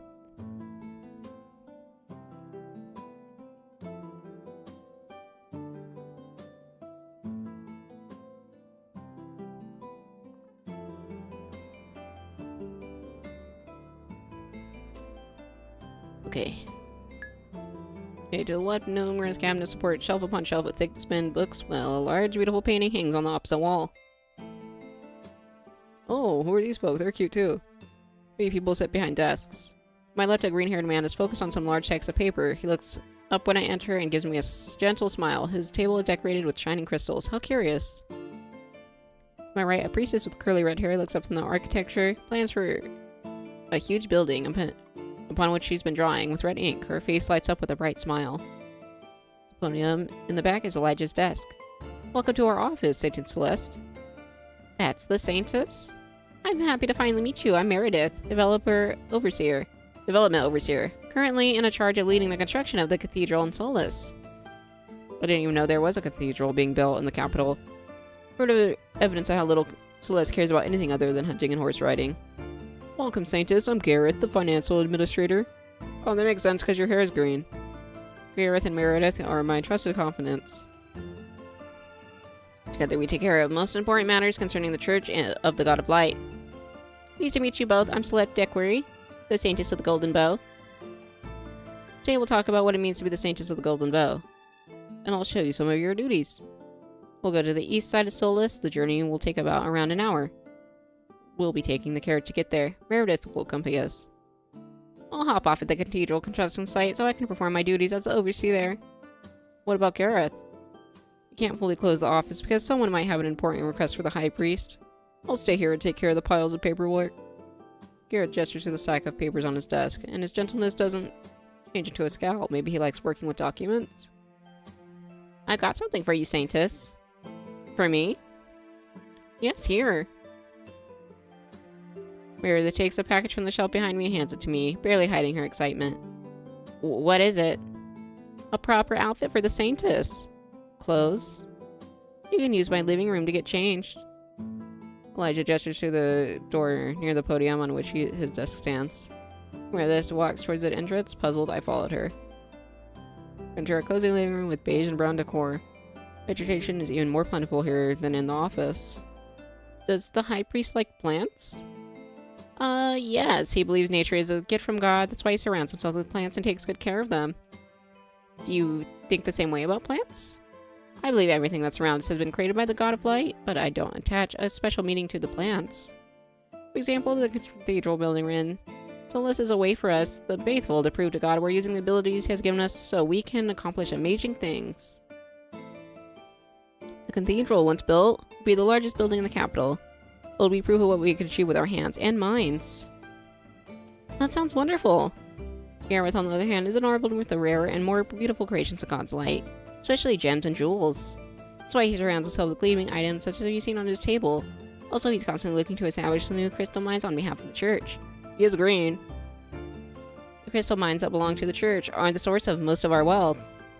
So, to sum it up, everyone in the church sees different creations of the God of Light as signs of his godhood. Find your way to worship God as well. I'm not really particularly into religion. Sorry, but I'm not particularly religious. Aw. You find being the sentence difficult if that's the case. I can see that now. Maybe we lead by example, showing you signs of our faith, you'll come around. Perhaps. But I've been talking way too much. The High Priest is waiting for us. Open the package, please. I ripped the packaging apart to reveal an outfit very similar to Meredith's, reminding me of a nun. You want me to wear this outfit? Yes, you're going with Elijah to the east side of Solus on behalf of the church. A good sign to the people if you show up in a public wearing an outfit befitting of a Saintess. Alright. But, what is it? Thought I wasn't part of the church, so I'm the Saintess. You're not. This is about symbolism. Are you uncomfortable with wearing the outfit? No, it's okay. I'm just surprised. It's gonna be fine. I'll help you get dressed. Meredith helps me put the outfit on, and we leave my hunting outfit behind in a neat pile on the armchair. Oh, cute. I look down at myself and feel like I'm finally starting to play the part of being the Saintess of the Golden Bow. Usually I do look like a proper Saintess in this nun's robe. I feel like the Saintess should partially be a part of the church. Not just by, like, name or anything like that. Especially if it's, like, the bow is blessed by a god itself, and your title is a Saintess. I feel like you should be, like, not completely affiliated, but partially in name part of the church. Like, I feel like it should be 50-50.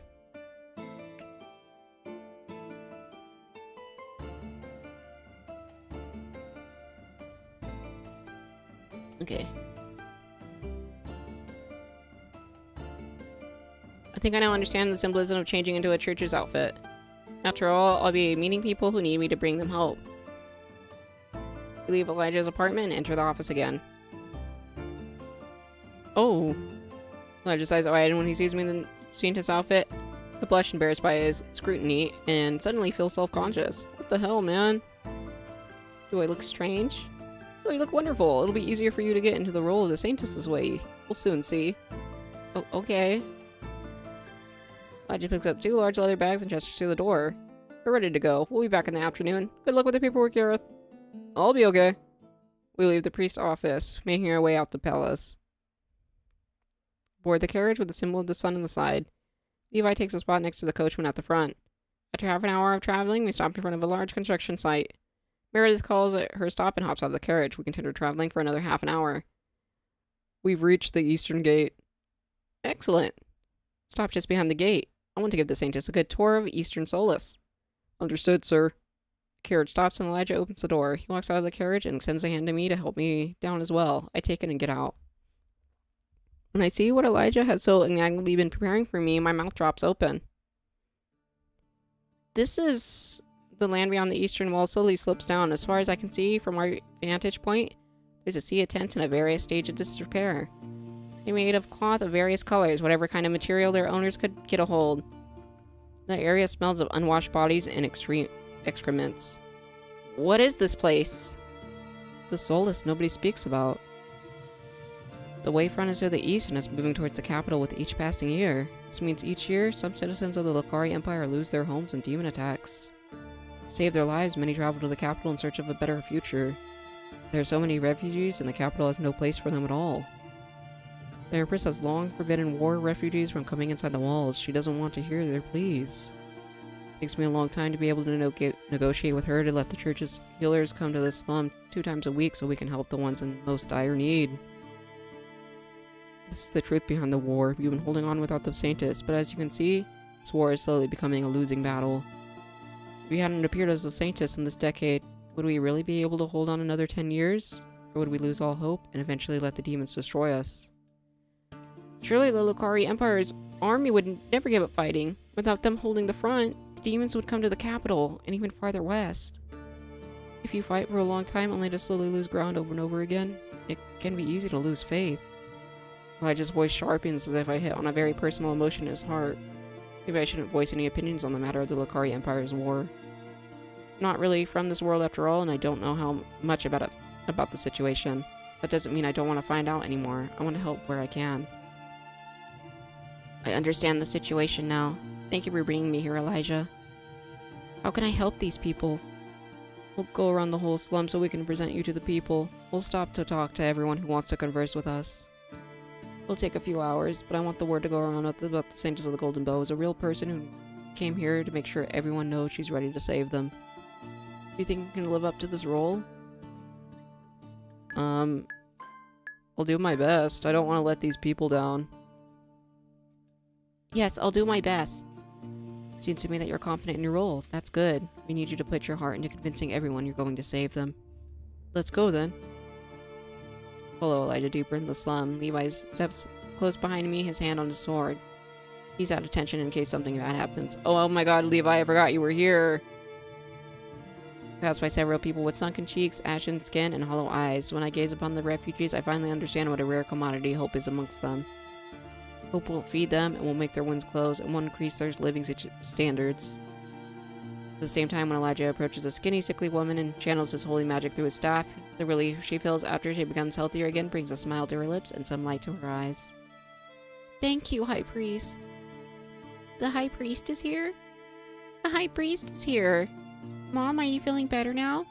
Oh, this is my daughter. I'm sorry, she's very energetic. It's great that your daughter can still be cheerful despite the environment she's growing up in. Yes, it's wonderful how children can adapt to even the worst situations. I gave birth to her here. Are you perhaps... Is your name Cherry? Yes, and you are? Levi? Oh my lord, you've grown so much. Do you two know each other? Yes, we grew up in the same village. Cherry is 8 years older than me, so even though we played together as friends, really she was more like an older sister to me. She warned me not to climb high trees and looked after me whenever I did it anyway, and I fell and cried. You were quite rowdy as a child. I liked to test my own limitations. I would say I was curious. Huh. But that means that Levi's village was destroyed in a demon attack. I guess our homes got burned by demons. So, this is your daughter then, Cherry? Yes, my precious Lily.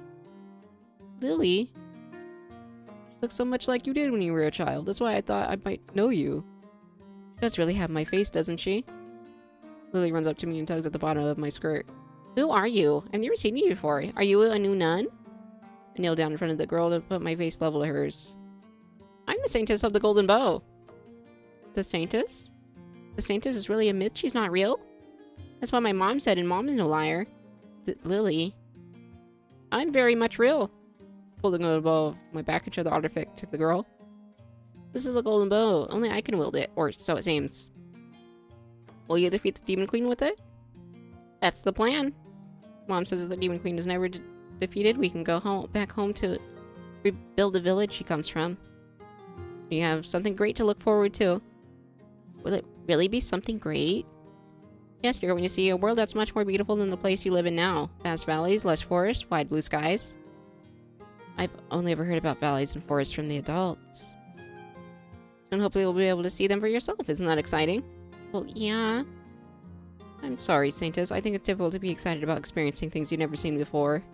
She pulls the child close to her and pats the girl's head. Once we travel back to the ruins of my village, she's going to see so many wonderful sights.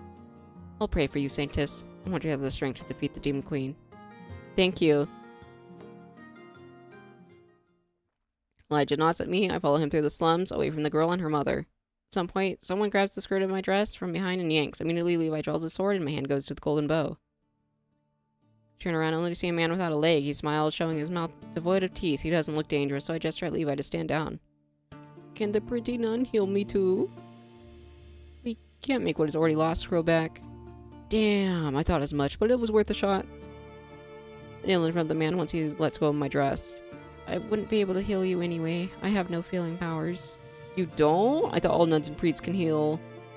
I'm neither a nun nor a priest. Why'd you wear a nun outfit then? I glance at Elijah and he nods at me, having him and Levi hear it. As support gives me confidence. See the weapon on my back? That's the golden bow. No way! The man's loud exclamation gets the attention of other people in the nearby area. Men, women, and children are about to feel the burden of what I'm going to say, but I want to bring some hope to these people. Who let you take the golden bow, my pretty lady? The golden bow has chosen me to be the Saintess. I've been carrying the artifact on my back ever since. The Saintess of the golden bow? The Saintess. The Saintess? A wave of whispering goes through the crowd behind my back. A crowd. Now that I turn around, I see just how many people are gathered. Do they all live in the nearby tents? There must be a few dozen refugees waiting to listen to what I have to say. I swallow hard. Why does she not think that they're in the tents? Like, we're literally at a refugee camp. Like, do people not take war seriously or what?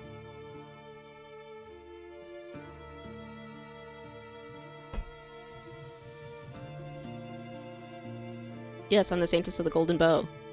People gasp. The one-legged man yanks on my sleeve to get my attention. There's more light in his eyes now that he's heard who I am. Good. You want us to believe the Saintess came down to the slums out of all places? The High Priest warned me that you might want to see me. I don't know about the East and Solace, but the High Priest has shown me your situation. I may not be able to do much as he can manage. I cannot heal you. I don't have such power. I want all of you to know the Golden Bow has really chosen its Saintess. I'm the Saintess, and I'll do everything in my power to defeat the Demon Queen and end the war. The crowd behind me cheers and pushes closer towards me. Move out of my way, I want to see the Saintess. I want to take a good look at her too. I want to see if she's real. I hear Levi take out his sword, but Elijah puts a hand on his arm, shaking his head. Please stop trying to get closer, you're making the Saintess uncomfortable. But people still try to push him closer to me. Elijah looks at my panicked expression and sighs. I expected this might happen, and you didn't tell me it could? Don't you want to bring hope to the people regardless of their desperation? See how lively they become? Or that Saintess has come to the slums will spread far and wide now. But the situation is dangerous. Levi and I will protect you, so just go to another area and let more commoners see you. Do you really think that's a good idea? As I said, we'll protect you. These people have to gain hope somehow. I learned long ago that my presence and healing cannot keep the flame of hope burning in their hearts.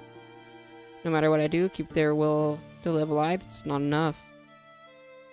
I feel like there's more to the story that Elijah is not telling me. He takes me by the hand and leads me to another area of the slums. At some point, people stop following us. When we arrive at another part of the slums, I repeat my big revelation about becoming the Saintess of the Golden Bow. The refugees act much the same no matter where we go.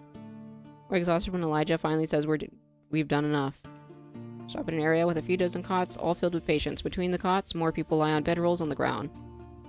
The injured groan and cry in pain. It's a cacophony of the despair that tears out my soul. This is the main field hospital. Healers run around, tending to the wounded, but no one glances at me. There are enough around priests and nuns to heal all the injuries right away. Elijah stares at the scene in front of us with a look that tells me nothing about his thoughts. Elijah, what do you think about Eastern souls? It's a culture of those who are desperate to live and those who have given up already. This place swallows you whole when you step a foot inside, and then you become part of it and never lets you go. I have brought you here to reignite the hope in the heart of these people, but be mindful not to become too attached to these individuals. Attachment in such a place will bring you nothing but pain. Elijah's expression becomes colder. He walks towards the first person on the cot, and after a accusatory glance, he puts his staff to the patient's stomach.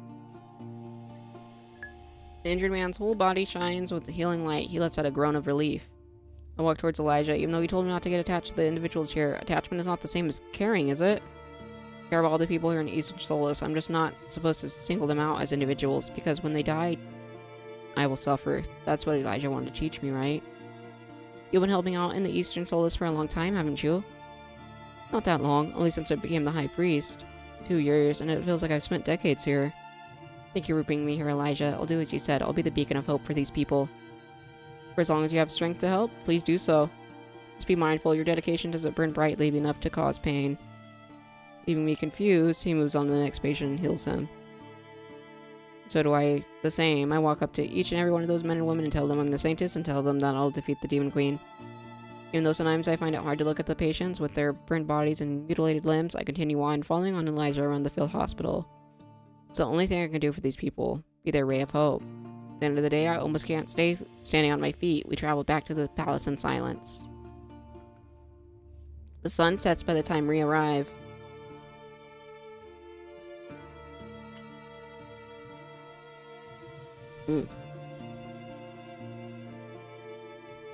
Elijah nods at me and Levi and turns to leave without a word. Elijah?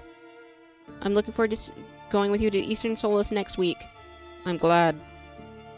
That reply turns and walks away from us. Bringing hope to everyone is a heavy burden to carry, but I want to embrace being the Saintess. Okay, that's enough for today. I can't overdo it or else I won't have the strength to train tomorrow. Do a few stretches, grab my bow, and make my way back to my room. I can go to the palace garden first to get some fresh air.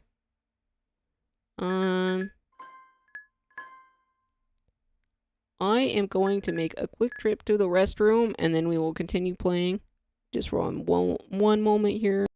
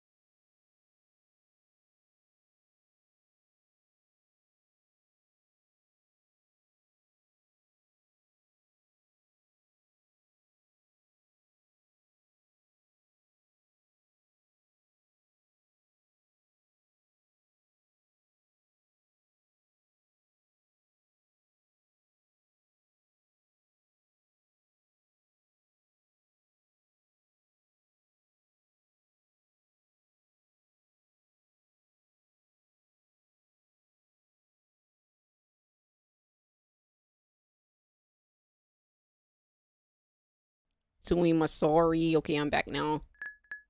Okay. We're gonna go to visit the garden. See who we find here. Oh! Greetings, Lady Celeste. It's Georgie. I make my best attempt at a curtsy. Oops. Your Grace? Are you doing okay? Yeah, I am. You ran off from the ball the other night and never returned. It's true that I embarrassed myself by running away from George and Penelope in the middle of our conversation. I was short of breath and I needed to get away so badly, but after I met Noah in the gardens and cried my eyes out, I was too tired to rejoin the party. I didn't want to be amongst people anymore anyway, especially nobles who were just waiting for me to make a blunder. I've been worried for you. I mean, we hardly know each other. I've really been okay. I get the feeling he doesn't buy my words. Walk with me? Okay, I don't really want to.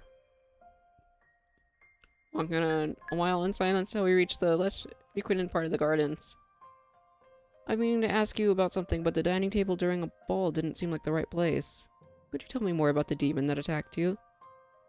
Yes, of course it was an imp, if I recognized it correctly. It was a small flying creature with a scorpion's tail, long horns, and sharp claws. Yes, that's right, it had reddishly gray skin and red wings with some symbols tattooed on them.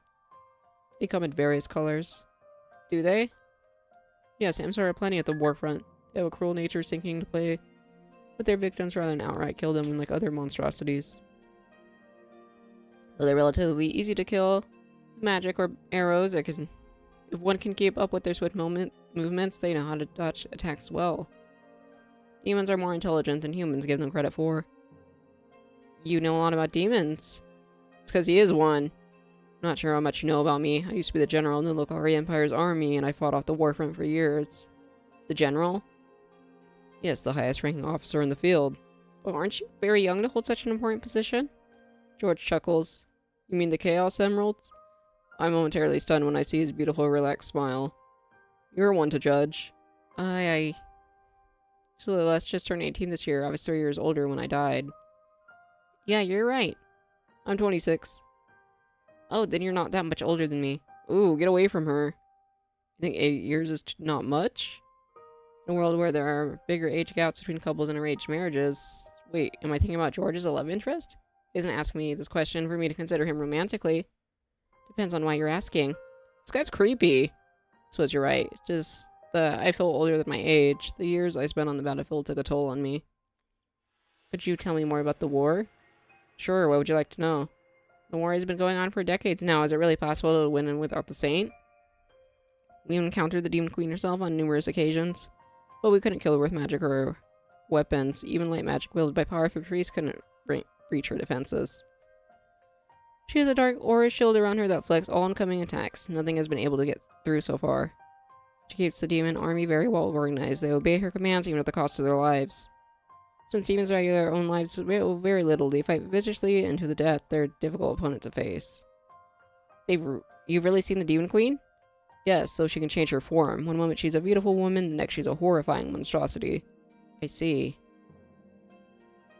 After making a circle around the gardens, we return to the corridor. I have to make my way back to the palace now. Duty calls. He's gonna go on the shitter. Oh, I'm sorry for taking up so much of your time. No, I wanted to talk to you. I need a break sometimes too. If you want to ask more questions about the War of the Demon Queen, don't hesitate to ask me wherever you have the opportunity to talk. I don't really want to talk to you. I'd learn about your roles as a general too. Really? Huh, it's nice you'd be interested in me. I may not answer you though, depending on the question. Okay, thank you for telling me. It was a pleasure. And Lady Celeste, I know you carry a heavy burden now, having the responsibility of Saintess on your shoulders, but don't be so hard on yourself, you're trying your best. Thank you. We say our goodbyes and part ways. Yeah, get out of here. Is your training going well? The evening Eurydice comes to my room, I'm happy to have her company. Not really. Let out a loud sigh and let Eurydice know about my training. I don't understand what the High Priest means about accessing the Golden Bow's magic. Every time I try to think about the artifact letting me share in some godly power, nothing happens. It's frustrating. Elijah showed me how it could feel to receive the magic, but I can't reproduce the results. I have no affinity for magic. I don't understand what to do. Don't pressure yourself so much. It's only been a few days since you found out about how light magic is used. You're right. I should be more patient. I'm just annoyed because the golden bow is so clunky in its design. The aiming is hard as well. Glare at the offending object was rest next to my bed. Okay, so like some high-class blacksmith made this shit and then didn't make it easy to design? That doesn't make any sense. Like, what the fuck? Glare at the offending objects with rest next to my bed. It's like the golden bow is actively resisting me. I don't think that's possible. Elijah said the golden bow is semi-sentient. Well, it didn't have the will to choose its saint. I always thought choosing was all it could do, though, except for killing the demon queen and acting as a normal weapon. The golden bow is a mystery, that's for sure. You take some time off to relax. I can't, not when I have so little time to train. You're not going to be any good learning how to wield the bow if you just train constantly. The human body and mind need to take breaks from time to time. I know what we should do. Lady Penelope is organizing a tea party on the terrace outside the throne room in 3 days. Who's Lady Penelope? The Duchess of Ventus. Look, there's less memories, but come up with no information about the Duchess or Ventus. I have no idea whom you're talking about. You sat next to her during the last ball. I felt myself going pale and red. Duchess Penelope was the one who wanted to embarrass me myself further during dinner. That's not a good idea. I don't want her to go to a tea party. No, definitely not. The Duchess of Ventus is known for its lavender fields and beautiful gardens. They also make the best honey in the Empire. Now that you're the Saintess, the Duchess invited us to her party. Many other important people will be there too. All the more reason why I shouldn't go. Please, Lady Letitty asked me to convince you to come. Ms. Countess Letita is a friend of Eurydice, her family. I know they own vast fields, and the people working for them produce the majority of grain in the Empire. Letitty is kind and compassionate. She took Eurydice under her entourage 2 years ago, elevating Eurydice's status in society. Lady Titty said that now you have such a high standing in society, you should take part in the politics of the Empire more often, Celeste. You're going on the quest now, but once you return home, you will still be the Saintess. You have the chance to be very influential if you use your opportunities correctly. I.e., nothing bad will happen with myself and Lady Titty around. Please, Celeste. When Eurydice begs me like this, I find her pleas hard to refuse. I don't want to go, but she has a point. I am planning to survive the mission. That fact means I have a future life beyond just fighting against the Demon Queen. I will train at the palace, and then I'll have to hone my manners. I don't want to have to end up an important player in the politics of the Empire, but I also don't want to become an embarrassment to both myself and my sister. Alright, I'll go. With a heavy heart, I agree to Eurydice's request. Really? Yes, really, don't ask me again, or I might change my mind. Eurydice grabs my hand and jumps up and down, squealing. Now you're not the one acting like a noble lady. Oh, come on, don't pretend like you care about acting prim and proper now. Thank you, Celeste. I have a bad feeling about the team party. Now I agreed to go through, I'll have to keep my word and do so no matter what. Amen. Release. Spend the next 2 days practicing archery with renewed purpose. The threat of the Demon Queen's army feels more real to me after witnessing the plight of the refugees in the Eastern Solace. This war isn't just part of a story anymore, it's really happening. Ugh. I miss again. Golden Bow doesn't want to listen to me. I feel like it's actively fighting me. Aim. The idea is ridiculous enough, isn't it? Just a bow with magic. It couldn't really be sentient like Elijah said, or could it? Release. Yet I'm living in a fantasy world, so isn't everything theoretically possible? I know those are some bounds of magic, but I haven't been thoroughly trained on the topic, so I'm not sure the specifics. I miss again. Stupid bow. Even so I don't give up. I aim and shoot again, I miss again and again. Sometimes I hit the target, only to miss over and over again once more. Ouch, ouch. At some point I feel the pull the bowstrings wrong, probably because I'm tired. After making arrows fly like crazy over the past few days, it slaps my arm. My forearm looks terrible. There's a long cut there, and when I touch the skin around the bleeding wound, I feel even more pain. This is gonna bruise. Try to use the bow again, but the pain is too much for me to handle. I can't continue with the practice like this. And I'll bleed out with no first aid applied. Come to think of it, even if I do get this bandage, I still won't be able to practice. Wielding this bow will hurt too much. I need magical healing as well. Healing magic is still a strange concept to me as someone from Earth, yet holy magic would indeed close the wound quickly and allow me to continue my training. I look around trying to find Levi. Useless as ever. Is he engaged in a mock combat with one of the other knights?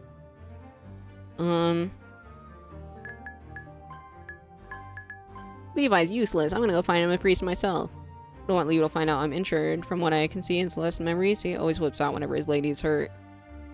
Sneak behind the training knights to the barracks where I found a jug of fresh water and clean cloth. Tap the wound with a wet cloth. Ouch. Blood keeps flowing from the injury and my arm is swelling now. I really do have to seek out a healer if I want to continue practicing. I bandage the wound with a dry cloth and sneak out from the barracks towards the palace. I know the way to the priest wing now. I shouldn't need much time to get this wound healed and returned here. Passed by the chapel, the door is open, so I peek inside. Elijah's standing in front of the pedestal where the golden bow used to be, his hands joined together in prayer. He has a contemplative look on his face. He must be praying to the god of light. He could hold my arm, but I don't want to interrupt this serene scene. So when I'm about to leave, I hear his voice behind me. You're free to approach me whenever you want. I turn around and step into the chapel. I'm sorry, I saw you praying and I didn't want to interrupt you. Is that so? I can pray any time, but I can only talk to you when you're around. Elijah comes close to me. He looks down and notices my bandaged arm. You're injured. I was just going to the priest wing to get my forearm healed. I pulled the string the wrong way. And you want to just get this wound patched up so you can overdo the practice all over again? We're leaving in 2 weeks. There's no time for me to not practice using the bow. How's the training going? Slowly. I still feel like the golden bow doesn't want me to wield it. I can't wrap my head around the concept of a bow being sentient.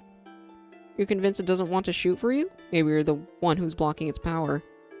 Maybe he's right. I'm an uneducated person who has no comprehension of magic. Perhaps I'm rejecting the golden bow instead of the other way around. I'm not sure. I need to think about it. Down on my arm, Elijah follows my gaze. May I heal you? Yes, I would be happy if you did. I need to touch you to do so. I mean, it's fine. Need to get back to work. You can touch me to heal me. Elijah takes my hand as his own. I can't help but feel shy. Takes out the bandage and frowns when he sees the injury. Magic pours into my hand slowly, its power bringing me that pleasant feeling of being home. The wound closes in a minute, fully healed, leaving no scar. The swelling around the injury disappears as well. I feel a tremendous sense of relief at the lack of pain. Elijah lets go of my hand. See, every once of my will to resist reaching out to him. Why does his magic have such a strong effect on me? Here, don't overdo the archery practice again. Though I'm sure you will anyway. Come to my office if you're bleeding, though. I hate to see you hurt. He does? That's kind of sweet. Are such a response normal from a healer?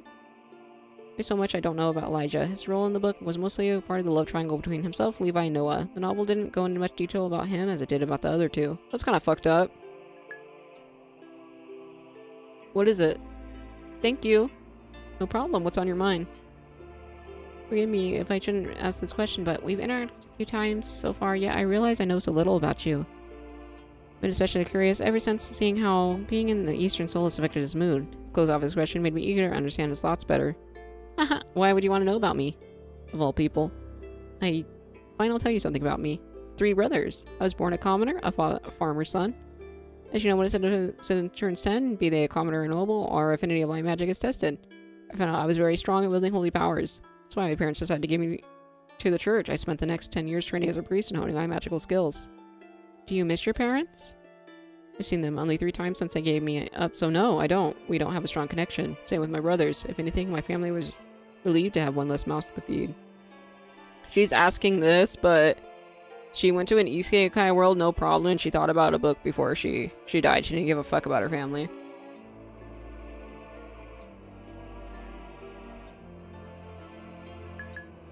That's cruel.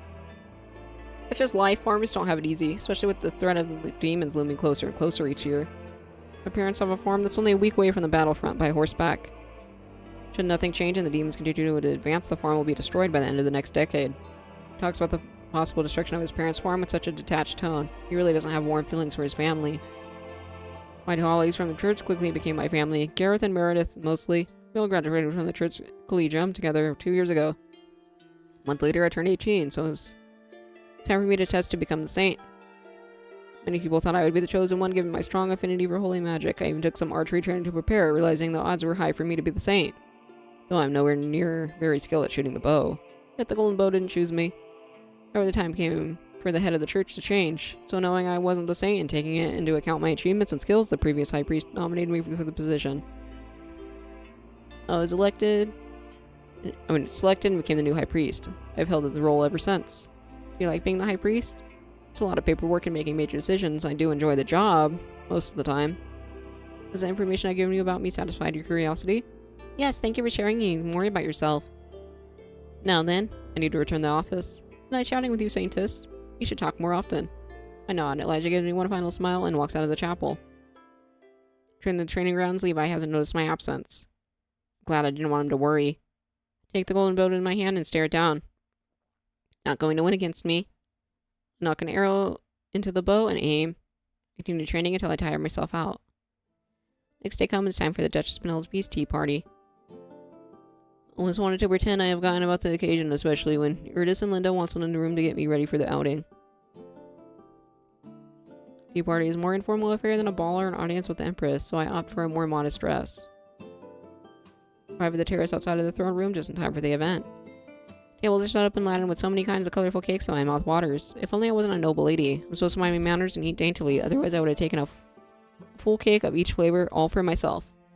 Considering how physically demanding archery training was, I could use some extra calories anyway. The Duchess Penelope? Let's approach and greet her.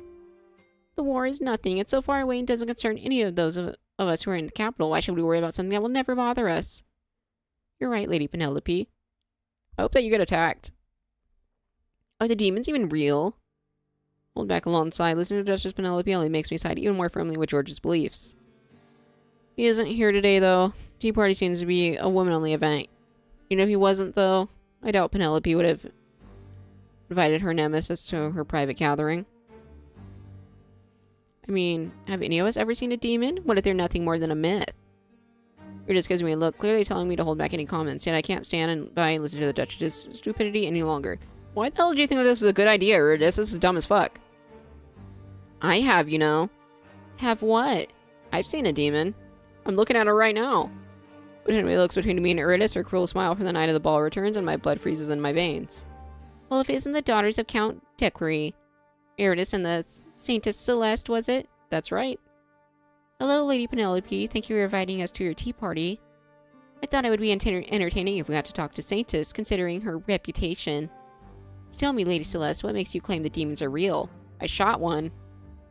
Because I fought against one. It had large claws, leathery wings, and a scorpion tail. Duke George confirmed that I wasn't an imp. Oh, did he now? Yes, and if demons weren't real, like you're saying, why would the war have gone on for so long?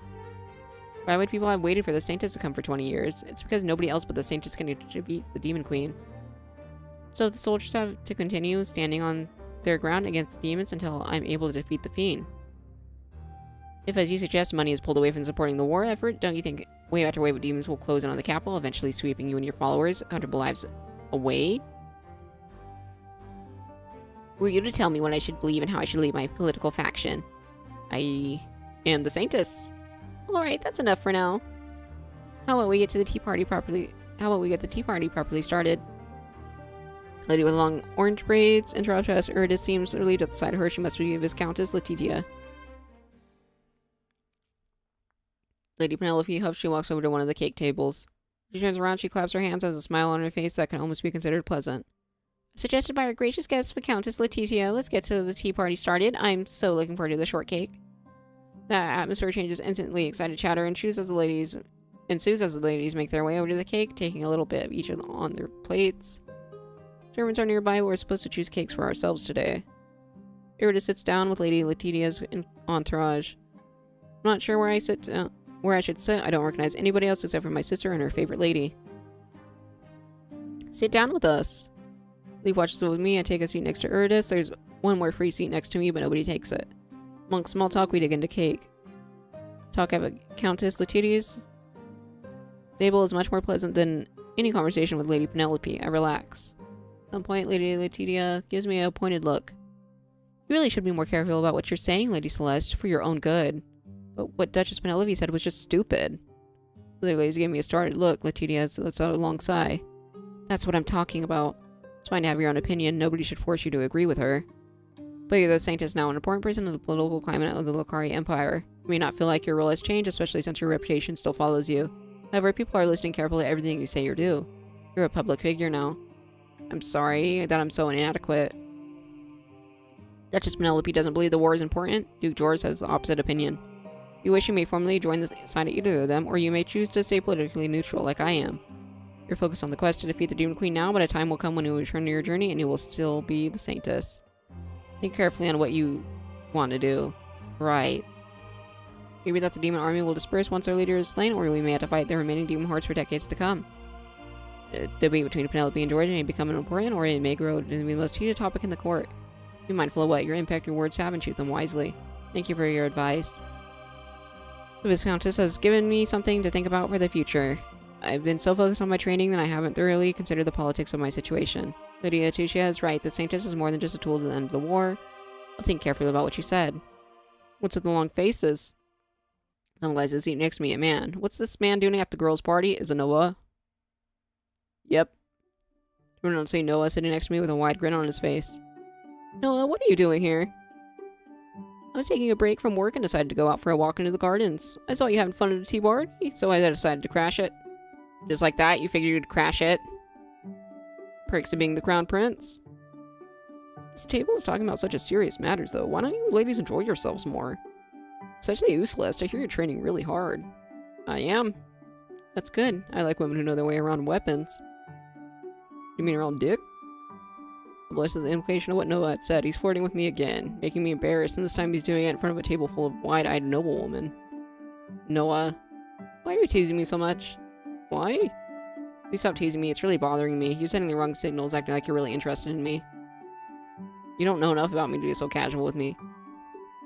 I shouldn't be casual with him either, but his words set the tone for this exchange, and now I can't hold back the bite from my voice. What if I have a good reason to be teasing you? What good reason? I rather enjoy seeing you both blushing and mad. You're a great distraction from organizing the party for our quest. We're gonna die. Besides, you know, I can be serious when needed. I can't help but feel mad regardless. I don't want to be your distraction. Please stop teasing me. Noah throws his head back and laughs. There you are, getting all mad and flustered again. That shade of blushing pink looks lovely on your face. Noah. Prince Noah, this is supposed to be a woman-only tea party? I mean, he's the biggest bitch here. Duchess Penelope approached us with a frown on her face.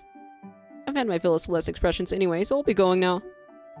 Noah, people will get the wrong idea. Have you ever seen me care about what the court says about me? I hadn't. They called him the Mad Prince, though. And he really was living up to his name right now. Bye, Celeste. Good luck on the training. Goodbye, ladies. This cake was excellent.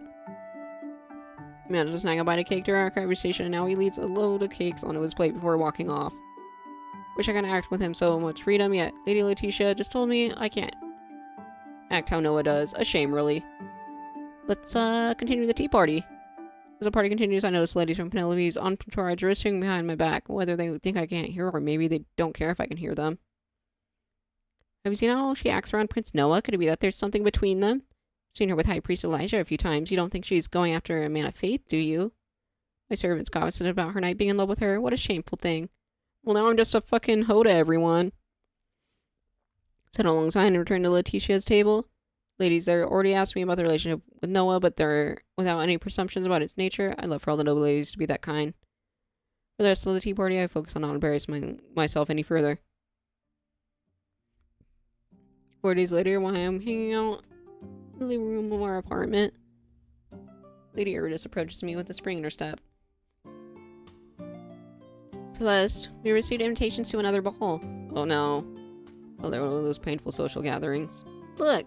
Eurydice hands me an envelope with a royal seal. The Empress's seal? Yes, these envelopes were inside a bigger one. The Empress formally invited Father, myself, and you to a ball tomorrow evening. I don't want to fucking go with you guys. Tomorrow? Yes, aren't you excited? Not at all. Well, Celeste, don't be a dour. I'm sure the ball will be beautiful with good food, amazing music, and interesting conversation. You know I hate those kind of gathering with nobles. Can I refuse the invitation? No, you can't. Sorry, but attending when you got a formal invitation from the Empress could anger her. I don't want to antagonize the Emperor, just that. What am I supposed to do with my lack of adequate knowledge? I'm not going to suddenly know a lot better of those skills by tomorrow evening. Though my archery practice, I have no time to worry about learning to be a proper noble. Knock on the door. Paul, Eurydice's knight, opens it. Messenger from Duke George arrived for Lady Celeste. Duke George? Bring another word from the Master Luke. Blah blah blah. Lord George, Duke of Redwell would like to see Lady Celeste in 2 hours. I don't want to talk to him. Duke George wants to see me? That's right, I'm supposed to come back with a reply, my lady. I'll see his grace. I don't want to. Thank you, I'll relay the information immediately. Master leaves when the door closes. Eurydice turns to me, her eyes are sparkling with curiosity. What's going on between Duke George and you? Nothing, I'm just as clueless as you are. We didn't speak much so far. He's a kind man, but I know very little about him. Duke George, kind? He's always been so cold to me. That's not how he acted towards me. How curious. Wonder what he wants from me this time. No way to find out except going to see him, I suppose. I'll call Linda and let you get ready in peace. Send word out that you're going to the ball. If you must. I'm afraid we have to. Alright then, do your worst. Hi, Transparent Games. Thank you so much for dropping by. Yeah, I'm not into guys like George. I'm sorry, I don't trust them. I'm currently into Noah, actually. Laughing, Erdis walks off to her room, and I enter mine. Linda spent the next 2 hours getting me ready to meet Duke George. It's almost like preparing for a ball, considering I've been summoned by someone so important. All the while, I continue to wonder why George wants to see me. Yeah, guys like Noah are more my type. They're fun. When I arrive at the conservatory, I'm in awe of the splendor of the large glass building. Plants I've only seen in books of the Kingdom of Durandal fall out of the greenhouse, alongside nature from the Lokari Empire. I'm in the middle of the room. A table is laden with food of all kinds. George stands in front of it with a kind smile on his lips.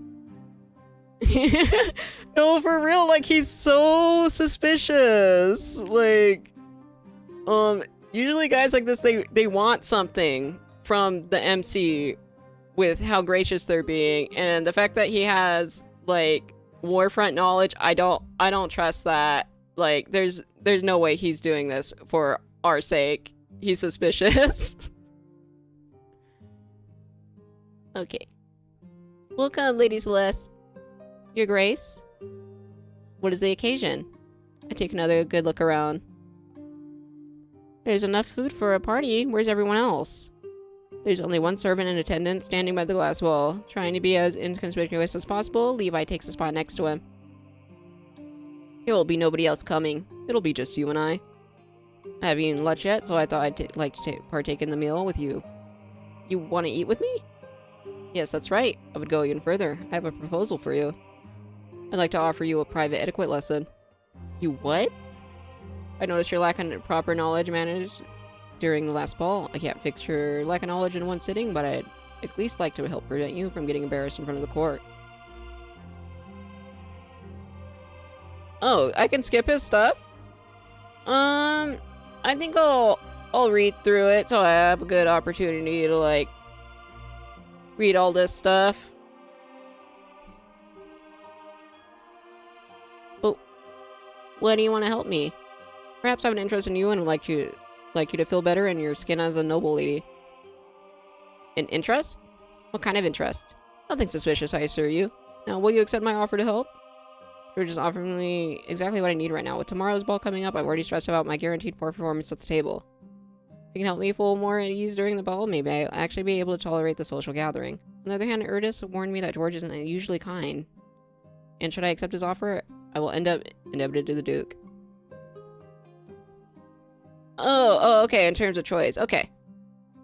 I politely refuse. Sorry, Your Grace. I cannot accept your offer. You cannot. I respect your decision, but I also must interpret it as a way for you to distance yourself from me. That's exactly what it is. We weren't that close to each other to begin with. I meant politically. Then yes, I know. Accepting your helping hand would have political consequences. But I'm not ready to commit to a faction yet. I may never extend my support to you again. That would be a shame, but this is the choice I need to make now. I wish you the best of luck at the ball then. Thank you. I curtsy to the Duke and take my leave from the conservatory. His help would be appreciated, but being indebted to George is not a price I'm willing to pay. I return to our guest apartment. Back so soon? I heeded your warning that I should be careful around Duke George. Ah, I see. Erdis, I have a quest. Could you review the proper manners with me before the ball? Oh, sure, we can start now. I'd be happy to help you. Great, that's a huge relief. Erdis and I sit down at the dining table. My sister has Linda bring us some food so we can practice using the correct tools. She then explains to me more how to talk to other nobles. The atmosphere between us is lighthearted, and I enjoy being taught by her. At the end of the day, I feel more than ready for the ball. Time till the ball passes by like a blur. Practice what Urge taught me. Soon I find myself seated in the throne room, between Duke George and Duchess Penelope again.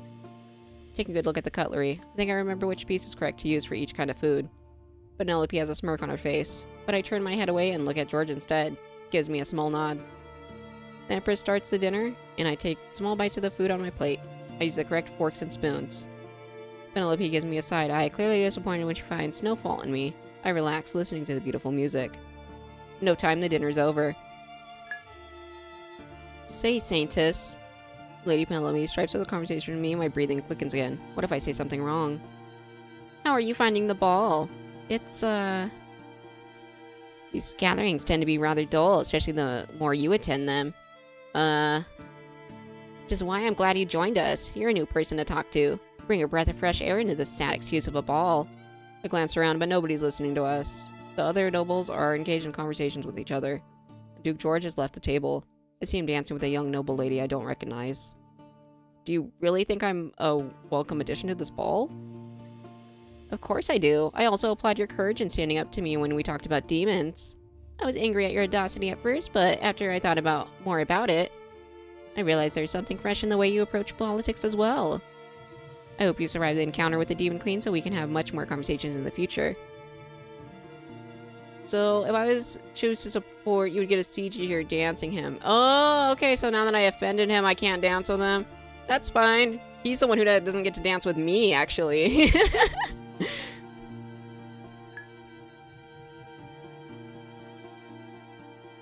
You think I'm lying?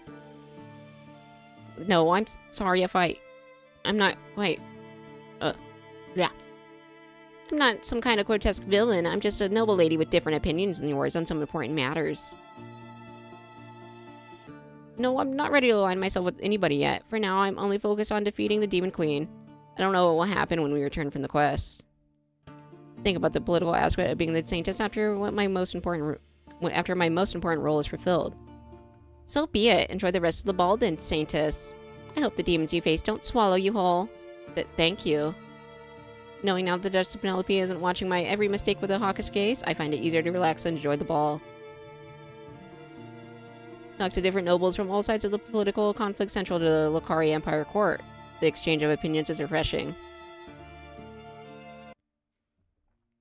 Eventually, I redirect my attention to practicing horseback riding. Let me come with you. Sorry, Levi. Horseback riding is a skill that Celeste knows well, so I need to practice it alone. If you saw me struggle to ride a horse, you would figure out quickly something's off about me. In the 2 weeks' time, I'll have to be able to saddle daily once we head out to face the Demon Queen. I need to figure out how to keep myself on a horse like a confident rider. Strange enough that I'm leading the horses out of the training grounds instead of riding the animal out of the stables. I don't want anybody to see how I'll struggle with mounting the animal. On the other hand, if Levi helps me practice horseback riding, I'll learn it much more quickly. It should be a tremendous benefit. I just need to convince him that I've forgotten how to ride. Let's see here.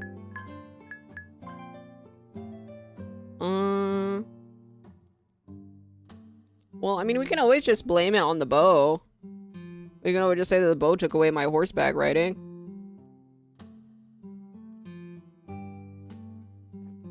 I haven't spent much time with Levi either. I'll let him help. Actually, alright, please come with me, Levi. But I'm not sure I remember how to ride it very well. What? Why?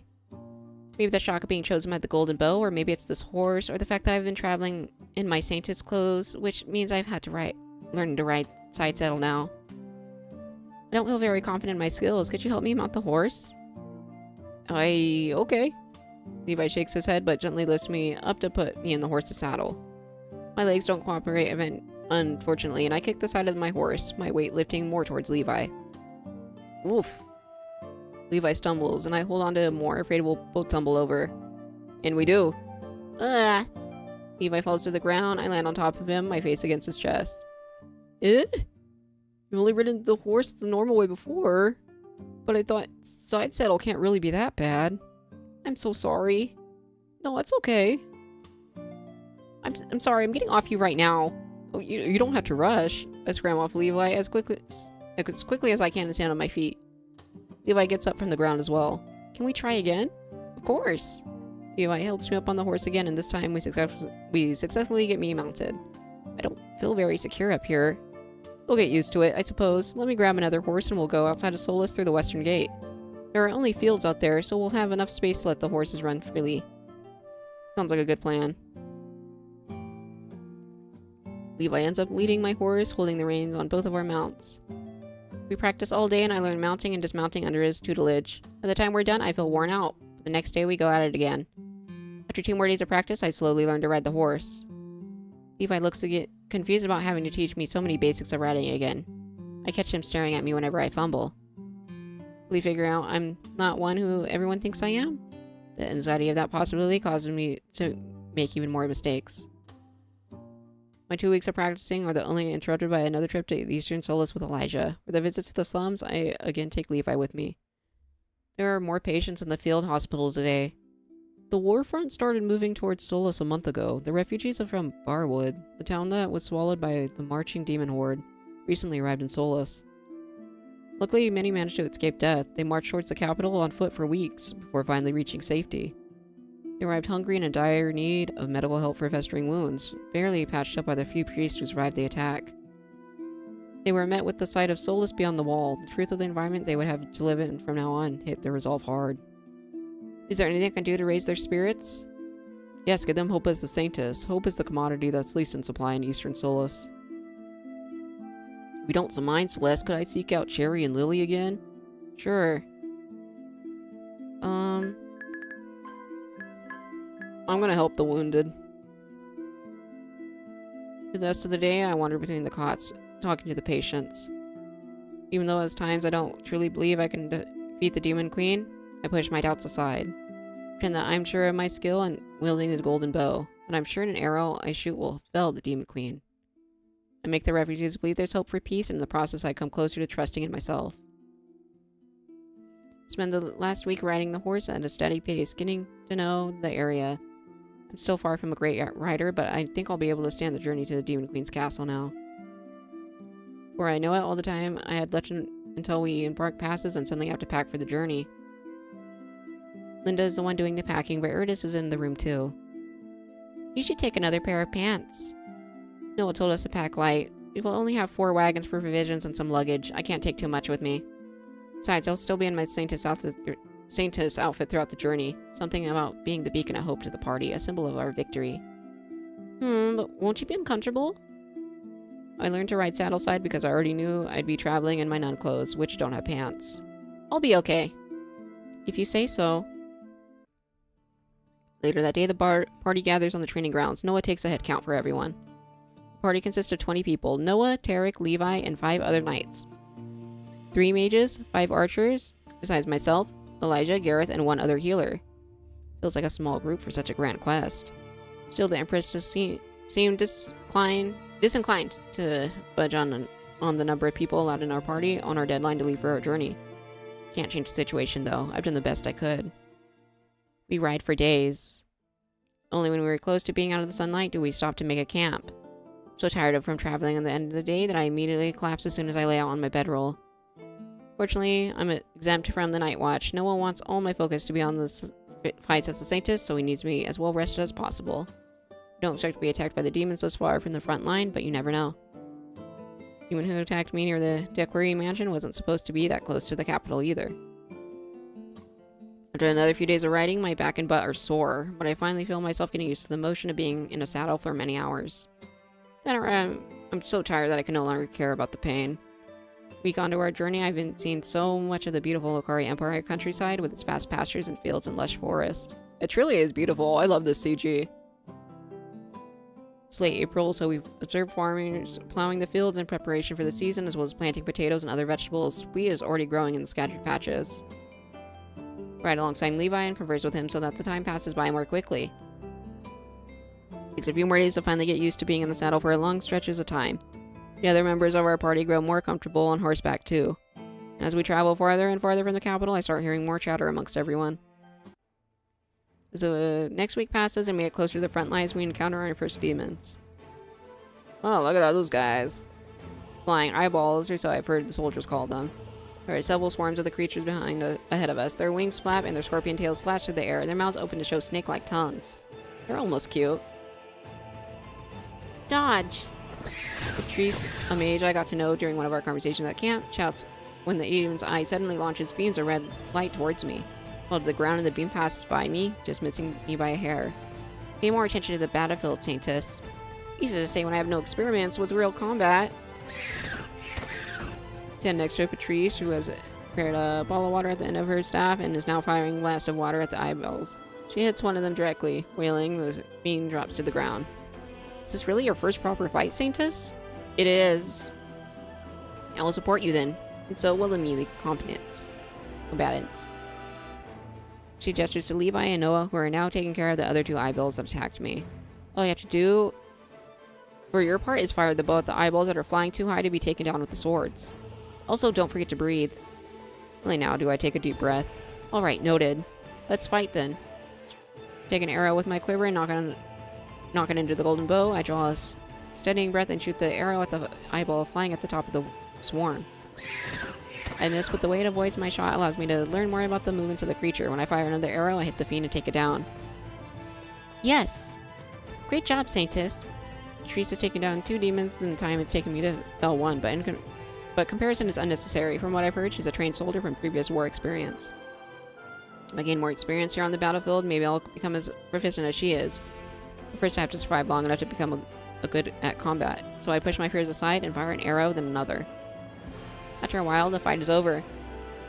Noah looks around at our party and breathes a sigh of relief. No losses on our side. Great job, everyone. The party cheers. What a fight. Still, at my adrenaline rush subsides, I suddenly become aware that my arms and legs are shaking. Take a seat with my back to a nearby tree. Are you alright? Levi runs up to me and kneels beside me. I'm not hurt, don't worry.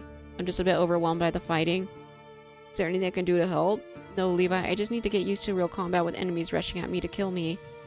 I'm not a trained combatant like you are, or at least I wasn't until all the training I recently completed. All I'd done before is hunt prey for sport, prey that didn't fight against me with claws or rays of magic from their eyes. We're going to encounter a lot more demons on our journey to defeat the Demon Queen. There's no time for me to mope around, but I can't just stop myself from shaking. Sorry I had to go through this. If I could do anything to lessen your burden, I would. I know, thank you, Levi. I can't be weak, I have to keep fighting. Everyone expects me to kill the Demon Queen. I have to stop being afraid. I don't know why the situation is so hard for me. I grew up in peace and never had to consider fighting in a war, especially not against grotesque demons. I have to accept reality, though. The life I had on Earth ended. I died. I belong to Celeste's world now. I get up from my seat, taking Levi's hand. I look around the party as the other priest healing the wounded. Even though I think we should make camp early, we continue traveling. By the end of the day, I'm exhausted, and as we continue moving over the next week, we fight even more demons, and encounters increasing in frequency as we near the front line. We pass by contingents of the armies from the Lokari Empire and Durendal Kingdom. We exchange information and find out we're nearing Barwood, the new location of the front line since last month. I remember Elijah mentioning that the refugees from Barwood had recently arrived, back when I last helped out in the Eastern Solace. Nobody has yet sighted the Demon Queen in any of her forms on the new battlefield since last month. We pass Barwood the next day, and the sight of the destroyed village brings sadness to my heart. Even so, we continue advancing to Clowman Castle, where Levi's party fought against the Demon Queen in the book.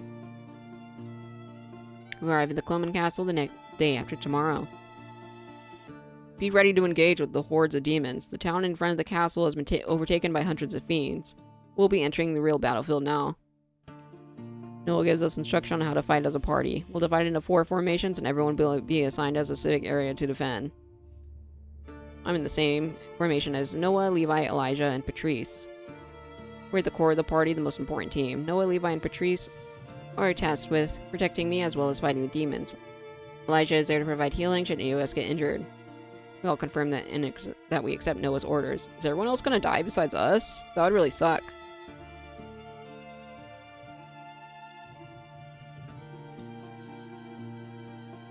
Today I'm not as tired as I usually am. I glance around and notice the serious expressions on everyone's face. Is there anything I can do to help cheer up our group? What if we throw a party? I can maybe hunt down some game with the golden boat. No, wait, I don't think I know well enough about hunting to manage that by myself. What's on your mind, Celeste? think we should have some fun to help improve morale. How about we throw a party with some real food instead of the hardtack and smoked meat we usually have for rations? Sounds like a good idea. I can get the archers to come with us so we can hunt down some fresh deer. Are you sure you want to go? Yes, I agree that a party would help everyone focus more on our upcoming victory and less on our recent brushes with death. So I goes to chat with the archers of their tent. A man and 2 women agree to take part in our small plan, so I assume when I see them grab their bows. Each of them goes into the woods into a different direction, and so do Levi and myself.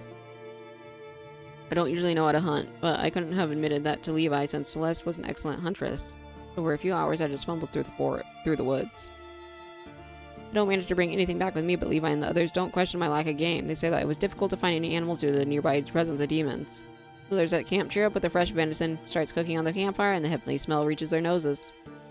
People gather around the fire, chatting excitingly. Levi and I change into more comfortable clothing. The others decide to remove their gear as well, switching to more casual outfits. Levi takes out his lute and plays a few notes. He doubles as a bard. I completely forgot that Levi is musically inclined. The novel mentioned in passing that he sings and plays the lute. Get to experience his singing for real now. That's wonderful. Noah sits down next to Levi, drinking from a cup. He also changed clothes, though his outfit is still plenty fancy. It's great to see everyone relaxing. Turn around and see Elijah behind me. He changed his clothes as well. He looks good out of a priest's robes. Can't be doom and gloom all the time. Someone is required now and then to keep our sanity. It is now. Elijah trails off, looking to the side with a thoughtful expression. I want to ask him what it means, but Noah suddenly waves to me. Celeste, come over here. When I look back at Elijah, where we're standing, he's already gone, wandered off to the table of the camp where Gareth and the other priests are opening a tall bottle. They bring alcohol with them on the quest? Who wouldn't? I'd be drinking. Suppose it's alright to drink from time to time. I approach Noah and Levi instead. When I come close, Levi starts singing a song. It's a happy tune. Folk music about a party of adventurers who have fun solving people's problems by killing demons. Sit down on the other side of Levi. Noah nods at me with a smile but doesn't say anything. I keep quiet too. I don't want to interrupt Levi's singing. Levi has a wonderful voice, calming and fun to hear. Some members of the party start clapping to the rhythm, others move in a dance. The meat is ready. Tariq slices it up and serves everyone. We eat and drink, chat, and laugh. Later, Levi continues playing the lute and singing as people dance more. It's a happy time in memory I'm sure I'll look back on with fondness later. At some point during the meeting, Tariq approaches me with a bright smile on her lips. How are you faring, Saintess? Better now. I notice you seem in low spirits after the fight with demons. Does fighting demons get easier with time? You get used to combat eventually. There are just a few types of demons, and you can quickly learn what to expect from each of them. Yes, I think fighting gets easier with time. I'm going to share something personal of my own with you now. Please don't tell anybody I said this. Of course. As the leader of the palace guard, I fight humans more often than demons. I think combat against demons is easier than fighting and possibly killing a fellow human. Oops. My bad. I hope he'll never experience the need to take a person's life. Oh. Tariq's words make my blood freeze when I realize that's what she's trying to convey to me. I understand. Some demons have humanoid forms. Make no mistake, though. No matter how much they resemble humans, they're not like us. They only want humanity's destruction. Why do demons detest humans so much? Nobody knows. One day, 20 years ago, the portal to the demon realm opened on the Lokari Empire's eastern borders. Demons pulled out of it and brought carnage to the easternmost towns and villages. Demons speak their own language. Nobody knows what they say to each other and what they communicate with each other. They use no written word. All attempts at learning their language have failed. Only the Demon Queen can speak their human tongue. How did she learn our language? Some say she gained the knowledge by eating humans, which also gave her the ability to take a human form. Oh. The Demon Queen has no humanity either, though. She's the vilest of the fiends. There will be many more fights with the demons ahead of us as we near the front line. We'll get more experience killing the enemy and eventually grow more comfortable with battle. Don't worry, Saintess, we'll protect you. All I have to do is stand at the back of the formation and shoot arrows. I feel like my task is easier than yours because I'm not a frontliner. No one else can do your task. We are here to make sure you're able to complete it. I'll do my best. I love Tariq. She's great. Thank you, Tariq. I feel lighter now. Still not sure if I can get used to killing demons, but I know I need to do my part. It's okay to feel lost, Saintess. If you feel afraid again, seek me out and I'll provide support. Thank you. After my conversing with Tariq, I return to the celebration, looking at everyone's dancing, singing, and laughing, lifts my spirits further. May it be granted going on a grand quest, but the fact doesn't mean we have to be serious all the time. Guys, ash and wood smoke from the burning houses of Clemon.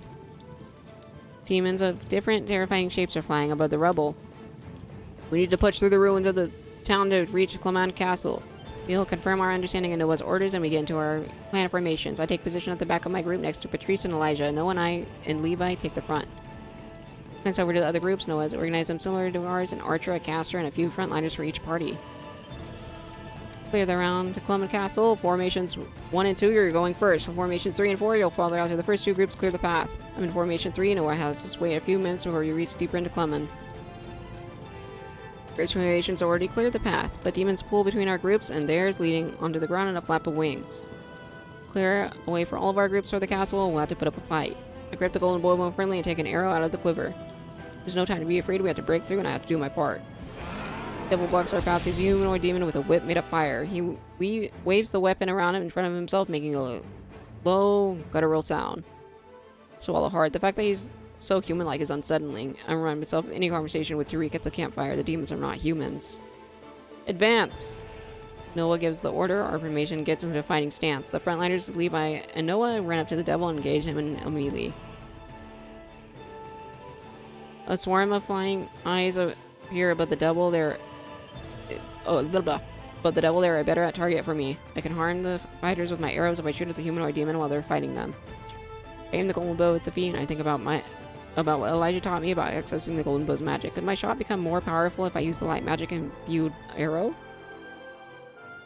I thought that the light magic of the bow was reserved for defeating the demon queen, but maybe I'm wrong and the extra power can help us get to the castle. It's worth a shot. Take a deep breath and close my eyes, focusing on the light magic coursing through the golden bow. I pull a thread of the white light towards me and direct it into the arrow. The arrowhead glows. Whoa! Done it. I managed to pull the magic into the arrow properly. I feel like my hold on the holy bow power might slip at any time, so I quickly aim the arrow at the flying eyeballs, remembering what I know about their movement from earlier fights. I shoot. I hit the flying eyeball at the top of the swarm. The demon burns into the white hot fire of the holy magic, letting out a squeak of pain. Noah turns around and gives me a smile. Good job, Celeste. Thank you. Just in a hero soul tearing cry from Patrice. When I turn around to find her, I see a devil has stuck its claws into her stomach. I knew it! Patrice! Devil sinks his claws deeper into Patrice's body. The sight is gruesome, but I can't take my eyes off of my companion. Oh no, she told me to pay attention to my surroundings. Yet I focused so much on myself that I didn't realize the demon was near her, and now... Noah runs up to the devil and impales the fiend with a sword with an inhuman wail. The creature falls to the ground dead. Patrice's body slides to the ground too. Noah catches her before she hits the pavement of the street. She spits out blood. Patrice! Elijah runs up to Noah and Patrice, enveloping the water's magic form in white light. After a moment, the light dims. We all look at Elijah with confusion. It's too late. The realization that we locked Patrice hit me like a wall of bricks. When I look into her eyes again, the light in them is dim. Noah lowers her eyelids. She's dead. Is it my fault? Rest in peace, Patrice. You will be remembered as a great fighter. Patrice will love my eyes. I hug myself. There's no time to cry. As soon as the demons notice we're not paying attention to our surroundings, they swarm us again. But we won't join Patrice on the other side. Not today. We fight even more fiercely than before. The woman had dreams, much like I do. She wanted to help defeat the demon queen, and now she's gone. So quickly in a single moment when I wasn't looking. That's really horrible. We continue making our way through Clemon, getting closer and closer to the castle, but each fresh victory feels sour. Hour passes or maybe 4 time flows differently when you're fighting for your life. Terrified and tired, but the real battle hasn't even started yet. Finally, we regroup with other formations in front of the castle gates. Along with Patrice, there are others who did not survive. Matthew, a fighter from the first formation, has fallen. He wanted to rebuild the village so much that once we defeated the demon queen and returned from the quest. We've also lost an archer from the second formation, Veronica. She was the one who hated demons the most out of all of us. They had slaughtered her whole family of 9. Space people wanted to defeat the demon queen with all their hearts, and now they won't have a chance. But we will carry out the task, keeping in our hearts their dedication to the fight. There's also Patrice. I will forever carry the burden of her death. If only I'd been more vigilant on the battlefield, and she would have lived. We're going inside. The gates to the castle courtyard are open as if welcoming us. Walk through the courtyard and open the heavy castle doors. We continue down the corridor. The place is so quiet that it's eerie. No more demon attacks us. Why is this place so quiet? There are no demons around. The corridors are so empty that it's eerie. But I feel watched. It's as if a heavy presence can be felt in the walls, the ceiling, even the floor. It can be a warding spell put in the structure of the building.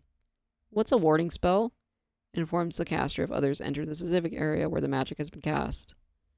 So the Demon Queen already knows we're coming. It's quite likely we're entering a trap. She wants us to come to her? It's possible she's keeping all her forces into the throne room, which seems to be right at the end of this corridor. We can't just walk into a trap. Do you see any other way? We need to find the Demon Queen to slay her. Can't we lure her out? She'll use the other kinds of dark magic to make us come to her. She could even twist the warding spell into one that'll compel us to go forward. So we have no way to turn back now, do we? I fear the time to retreat has passed. The only way is forward, then. Everyone be ready to enter the combat as soon as we reach the throne room. I want to stop Noah, but I understand with everyone else that we can't run away now.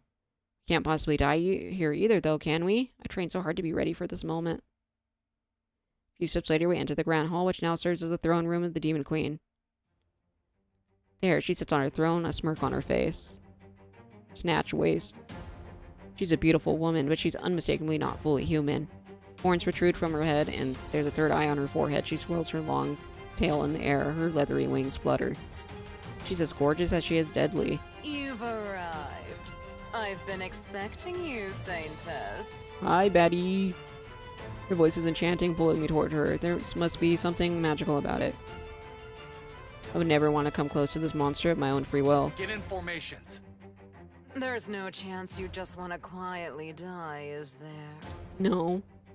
I would appreciate not having the chosen of the God of Light in the way of my conquest. So my job, lady. You vile demon. You're ready to perish. I wasn't talking to you. She glares at Noah, forming a ball of pure dark energy in her hands. Noah commands everyone to take positions in advance. Noah, Levi, and the other melee combatants run into the room. The door on the opposite side of the hall bursts open and a swarm of demons pour in. Take my spot at the back of the fight and ready the golden bow. I hesitate for a moment. If I kill the Demon Queen, will the other monsters stop fighting? It's worth a try, isn't it? What did it say in the book? I aim the golden bow at the Demon Queen's heart. I take a few deep breaths, doing what I can to steady myself. The Demon Queen notices I'm aiming the weapon at her. The confident, amused smirk returns to her face. Let's have some fun, shall we? Okie dokie. I do my best to remember what Elijah told me about accessing the golden bow's light magic. Don't fail me. Try to gather the power in the bow. I try to gather the power in the arrow. The golden bow resists me. Not now! There's a red magical energy gathering in the palm of the Demon Queen's hand. She's not looking at me, but at Noah. I welcome her being distracted. I'm as ready as I'll ever be. Let the arrow, imbued with the light magic, fly at the Demon Queen. Then she releases the bolt of magic in her hand on Noah. She glances back in my direction. The arrow is almost at her heart, but... Wait, I thought the arrow pierced her, but she suddenly waves her hand in the air and the arrow's magic falls. It bounces off an invisible shield and clatters to the floor. No! Die! Then I notice Noah running straight at me, pointing his sword at my chest. There's an aura of red magic around him, and his eyes look so lifeless. Oh, cool, I got the ending I wanted. Yippee! Be a good puppy and kill the Saintess for me. Nice. No! Noah! He cares for you. Isn't it fun to use the one who adores you against you? No. No! Take a few steps back, but Noah, controlled by the Demon Queen's magic, moves more quickly than any normal human. Runs the sword straight through my chest. No, Oh my what have I gosh. done? This is really pretty, though. I know I'm supposed to care about me dying and everything, but I love the CG. As life escapes me, I glance over at Noah, who drops the sword and kneels before me. I know. You didn't want to. It was the Demon Queen's magic. It hurts to speak. It hurts to move my head to look at him. It hurts to breathe. Celeste, how could I? No, this is horrible. Oh, yeah, no, it's not cruel at all. It's just a game. But, like... Yeah, getting with my boy, that's good. Please, please, please don't die, Celeste. The voice acting is really good as well. I muster a small smile. It's not your fault. Pains me to see the suffering on Noah's face.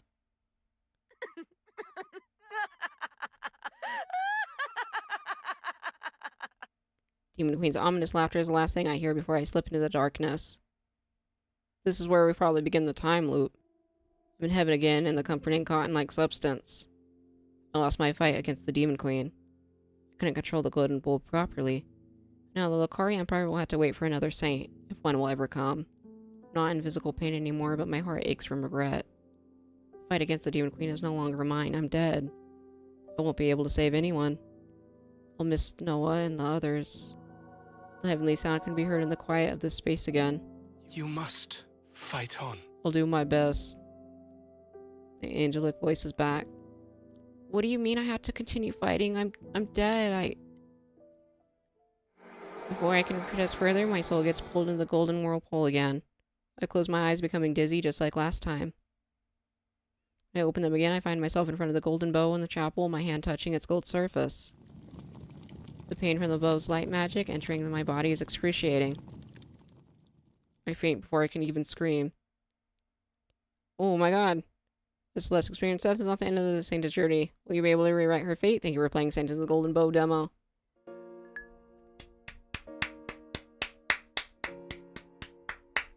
This is immersive as fuck. I love this game. I am so excited for the full version. I can't wait to play all the routes. Amazing job. Absolutely adore this. Oh my god. Thank you so much for letting me play this. This was awesome. Really satisfying ending too. Oh, this was so worth staying up late for. No, thank you for all the hard work all of you guys put into this. This was really, really satisfying. And I really wish you the best of luck completing this. Very, very good. I'd love to play the whole thing. Yes, Noah's definitely my favorite so far. I like guys who are kind of annoying, so...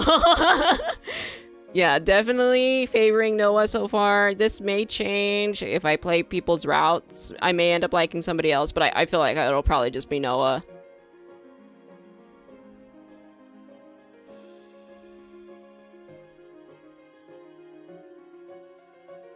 I know you're the dev, but do you have a favorite?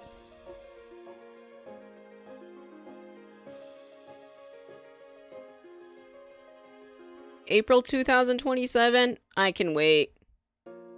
Like, I'm gonna be absolutely thrilled to revisit this again in like a year. Okay, Levi and half of Elijah's routes are done. Okay. Almost halfway there then. Or not halfway there, but yeah. No, you don't have a favorite? Aww. I guess that makes sense, though.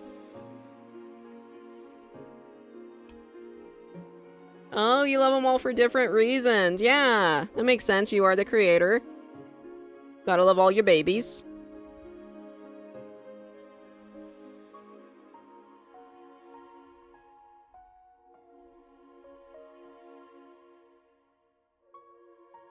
Virtus the most? Yeah, but she is a cutie though. Like, I adore everybody in here so far, except for George.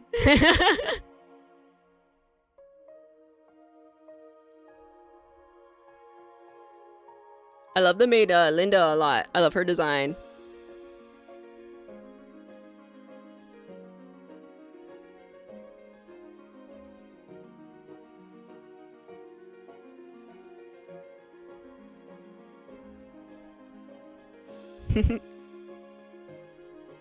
Alright. Let's see here.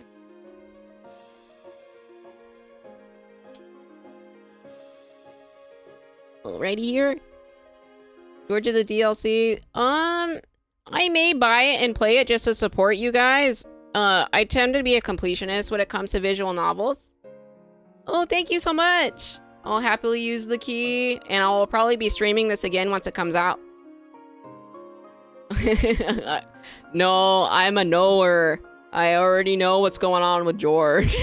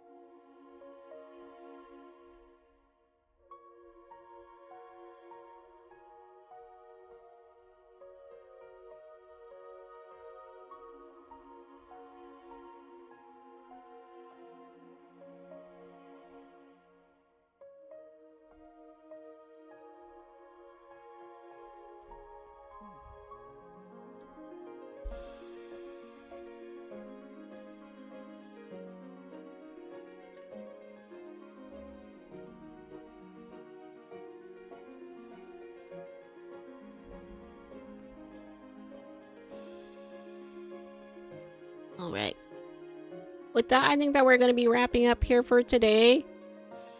Thank you, Transparent Games, again for letting me play this wonderful game. I'm really looking forward to supporting the official release, and we'll be playing this again once the time comes.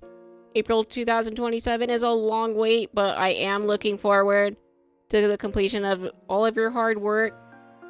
Really, really amazing. And to all the other viewers, you're gonna run to the grocery store, then get back to Elijah's route. I hope that you enjoy the rest of your day. Thank you so much for letting me play and for all your hard work. Make sure that you have a safe trip. Thank you so much. Alright.